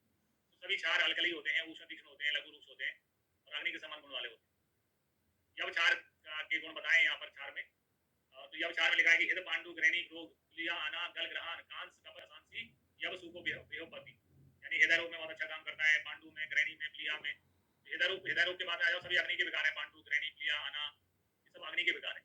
गल ग्रहण में, कफ के रोगों में, सभी प्रकार के अर्थ दूर करने वाला होता है। आर्ट्स में कॉन्स्टिपेशन रहता है, कॉन्स्टिपेशन दूर होता है क्षार से भी। क्षार आर्ट्स को दूर करता है। फिर इस चैप्टर के लास्ट में अन्नपान में परीक्ष विषय बताए गए हैं, वो भी इंपॉर्टेंट है।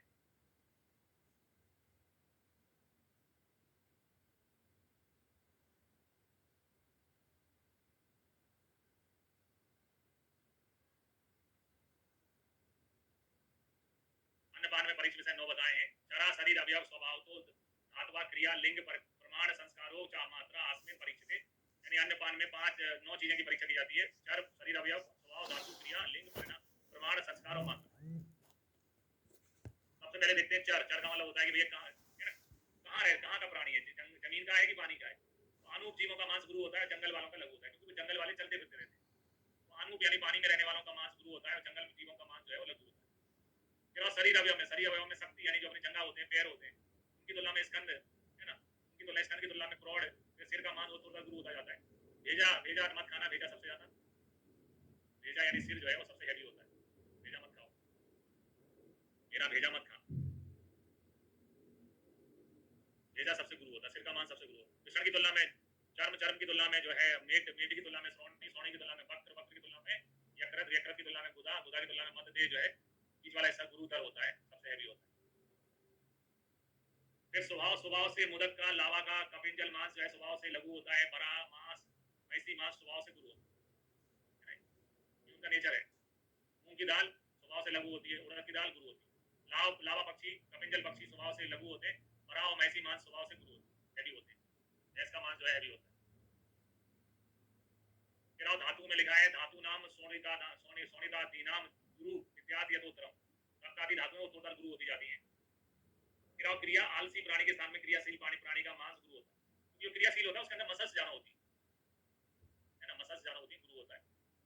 एक ही जाति के प्राणियों में पुरुष का मांस गुरु होता है और स्त्री का मांस लघु होता है। यानी मुर्गा मुर्गी में देखेंगे तो मुर्गा इज हेवियर, मुर्गा हैवी होगा और मुर्गी कम। प्रमाण की बात करें, एक ही जाति के प्राणियों में जो स्थूल होगा यानी ज्यादा वजन वाला जो होगा वो गुरु होता है, जिनका कम वजन होता है वो लघु होता है। संस्कार में लिखा है गुरुणा लघवा विद्याद संस्कार का विपर्य। गुरु चीजों को संस्कार के माध्यम से लघु किया जा सकता है, लघु चीजों को गुरु किया जा सकता है। मात्रा में लिखा है गुरु अन्य द्रव्यों की भोज मात्रा अग्नि बल की अपेक्षा करता है, यानी आप चीज कितनी खाएंगे ये अपने की अग्नि बल पर निर्भर होगी, जैसा कि मात्रा सीधी जो चक्कर थे, मात्रा सीधी 5वां चैप्टर वहां पर भी बताया गया था। फिर आए बलम, आरोग्यम, आयुष, प्राणस्य अग्नि प्रतिष्ठिता। बल, आरोग्य, आयु, ये प्राण जो है अग्नि पे प्रतिष्ठित होते हैं। हमारी अग्नि कितनी अच्छी उस पर डिपेंड करते हैं। इसी चैप्टर में चरक ने बताया है कि 63 सहस्त्राणी रात्रि नाम हित भोजनम, यानी कि हिताभ्यासी करने वाला जितेंद्रिय मनुष्य जो है 36,000 रात्रि यानी 100 वर्ष तक जीवित रहता है, यानी जो अपने भोजन पे कंट्रोल करता है, अच्छा खाना खाता है। फिर अब प्राण पिताम अन्नम अन्नम लोगों अभिधावती, प्राणियों के प्राण जो है अन्न में रहते हैं। लोग अन्न के पीछे यानी खाने के पीछे दर भटकते हैं, कमाने के लिए एक शहर से दूसरे शहर जाते हैं। ये कहावत तब भी थी, आज भी है। प्राण पिताम अन्नम अन्नम लोगों अभिधावती। अन्न के पे कितनी चीजें, आपका कलर अन्न पे डिपेंड करता है। एक्टर से काम मिलने लगता है तो अच्छा चेहरा हो जाता है, उससे पहले स्ट्रगल में उनका चेहरा बेकार होता है। जैसे नवाजुद्दीन सिद्दीकी, स्ट्रगल में अलग चेहरा था, अलग कलर हो गया चेहरे का। प्रसाद, शौर्य, जीवित, प्रतिभा, सुख, पुष्टि, मेधा, बल, ये सब चीजें अन्न पे डिपेंड करती है। आप अच्छा खाना खाएंगे तो आप उसका इम्पैक्ट इन चीजों पे भी आता है। आपका कलर अच्छा हो जाता है, आप प्रसन्न रहते हो, अच्छी डाइट खाते हो, आपका आवाज में दम रहता है ना, जीवन अच्छा चलता है। सुख, पुष्टि, ये सब जो है, मेधा, ये सब अच्छे खाने पे डिपेंड करते हैं। ठीक है, तो अभी के लिए इतना ही, ब्रेक लेते हैं। ब्रेक के बाद में फिर इससे आगे देखेंगे 28वां चैप्टर।